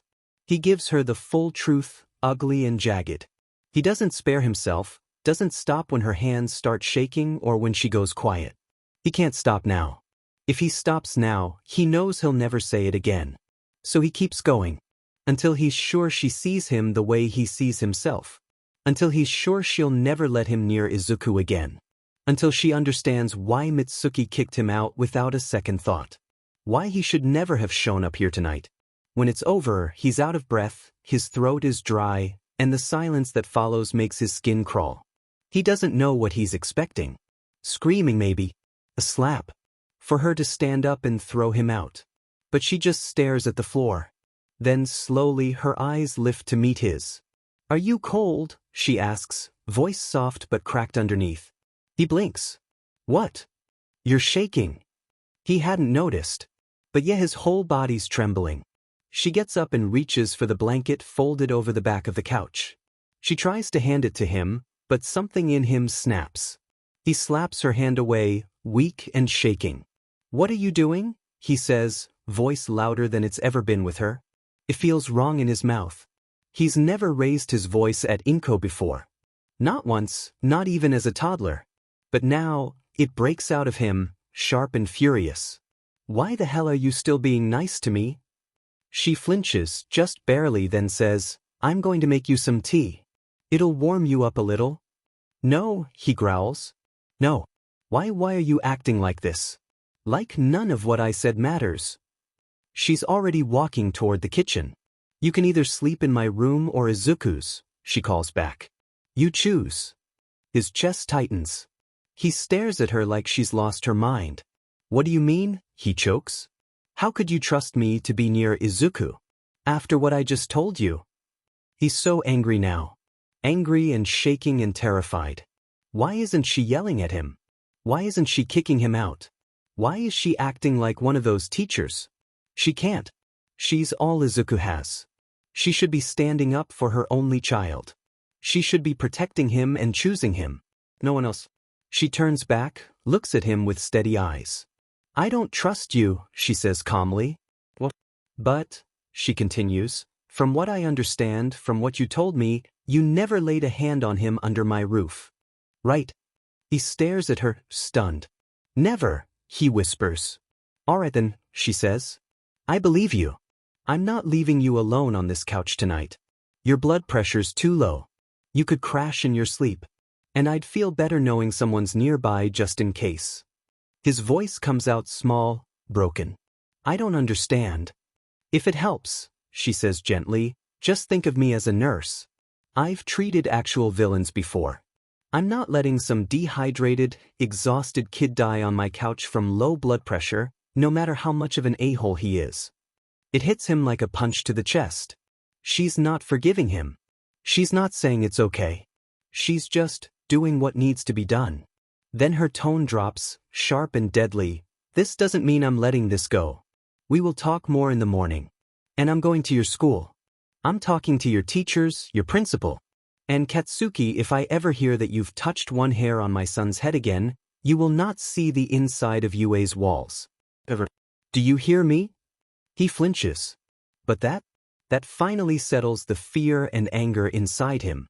That fire in her voice, no more pity or softness. It's Izuku's mother, protecting her kid. He breathes again. Nods. Yeah, he says. I hear you. They drink tea in silence. She checks his blood pressure one more time, offers him a salty snack when it's still too low. Then asks him again where he wants to sleep. He chooses Izuku's room. She doesn't say anything. She just lets him go. Katsuki steps into the dark room. Izuku's already on the bed, turned toward the wall. Soft green curls scattered over the white pillow, his whole body still. Too still. It takes Katsuki a second to realize he's faking sleep. He knows how Izuku sounds when he's asleep. The little twitches, the tiny breaths, the barely there shifts he's memorized over hundreds of nights they'd shared a room. This isn't that. The futon is laid out neatly on the floor next to the bed. But Izuku is curled up at the far end of the mattress, his chest nearly pressed to the wall, leaving plenty of space behind him. He's letting him choose. Katsuki doesn't need to think about it. This might be the last time he ever steps foot in this room. Now that Inko knows. Now that it's all out there. So yeah, he's gonna be a little selfish. He steps over the futon without hesitation and slips into the blankets, right behind Izuku. He doesn't touch him. Doesn't say anything. Izuku doesn't move. Doesn't acknowledge him at all. It's fine. The warmth of his body, just a few centimeters away, is enough. Katsuki closes his eyes. And sleep pulls him under in less than a minute. He wakes up an hour later, heart pounding. The dream fades fast but the panic stays. He's cold, sweating, his lungs don't fing work. His chest is tight. His hands are shaking. He doesn't know where the hell he is. His eyes latch on familiar green curls and that stupid white shirt he knows says shirt on the front. The sight grounds him, brings him back into his body. But he still can't breathe. Izuku, he croaks out, voice weak and raw. He doesn't even know why he says it. He just needs something. Needs someone. Izuku doesn't turn around. Doesn't shift. Doesn't even flinch. But Katsuki can hear it. The change in his breathing. He's awake. And he still won't face him. He reaches out and grabs a handful of Izuku's shirt, clinging to it, knuckles white. Like that little bit of cotton is the only thing keeping him from falling apart completely. The fabric shifts under his fingers. Just enough to slide down Izuku's shoulder. That's all it takes. A mark is there, red and raw, shaped like a hand. A burn. His hand. Panic completely takes over him. He tries again, weaker now. Izuku, please, I can't breathe. Izuku sighs. But exaggerated. And it hits Katsuki like a slap to the face. He sounds like he's tired of him. Like he's done. It sounds exactly like his mom used to sound whenever he asked her for something when he was younger. When he still had hope she might listen. Can I stay up with you and Dad a little longer? Can I come with you this time? Can you hold me just for a bit? Always followed by that sigh. That slow, weighted breath like she'd rather be anywhere else. The sting behind his eyes comes fast and sharp. Good. He wants to cry. He hates this. He almost lets go. But then another breath. And another. The same exaggerated rhythm. In for 4. Hold for 4. Out for 4. Over and over. It's not a sigh. Katsuki's breath stutters. He recognizes this. It's the same thing Inko did earlier. The same steady count she walked him through when he couldn't calm down. Izuku's not ignoring him. He's helping. The only way he knows how. Katsuki shifts forward, plants his palm against Izuku's back right between his shoulder blades. And he breathes. In for 4. Fin. It takes a few minutes. But it works. His chest stops aching. His hands go still. The panic lets go. He doesn't say thank you. Izuku doesn't move. Katsuki falls asleep again. Izuku doesn't turn around. Not until the hand in his shirt has slackened, and the breathing behind him evens out. And even then he waits a little longer. Just to be sure Katsuki's really asleep. Then, slowly, quietly, like it takes all his strength, he turns around. And it's the first time tonight he really looks at Katsuki. Katsuki looks pale. His lips are chewed up, and his cheek is bruised an awful purplish color. He looks young. Izuku reaches out and moves the bangs off his forehead, like he always used to. Then he runs his fingers along the bruise. Careful. Gentle. He wanted to turn around. The second Katsuki came in, he wanted to. He wanted to check on him. Wanted to talk to him. Tell him all about his day. About All Might. About the offered quirk. About One for All. He wanted to show him the autograph in his burnt notebook, wanted to squeal and fanboy over All Might together. He wanted to ask him what he thought. Should I take it? Do you think I can? Do you think I'm good enough? But he couldn't. Because it wasn't his secret to tell. Because All Might made him promise. He hears his name in his head again, the way Katsuki called for him. Choking. Like he needed him. And he hadn't turned around. Because he knew how bad it'll hurt soon. When he shows up with a quirk out of nowhere. He knows what Katsuki's gonna think, how betrayed he's going to feel. And he knows how bad he'll hurt him for it. And Izuku can't take it. He's not strong enough for that. Not again. Now, Katsuki's still shivering in his sleep. Izuku tucks the blanket tighter over both of them. Then he scoots closer, slips an arm around Katsuki's neck, pulls their foreheads together. He knows Katsuki's not a light sleeper. He won't wake up from just this. So he holds him like that, breathes him in. That same burnt sugar smell, the leftover dampness in his hair, the sharp little edges of Katsuki he knows like his own skin. He plays with the ends of his hair, soft, careful. And he falls asleep like that, holding on to him, knowing he might never have this again.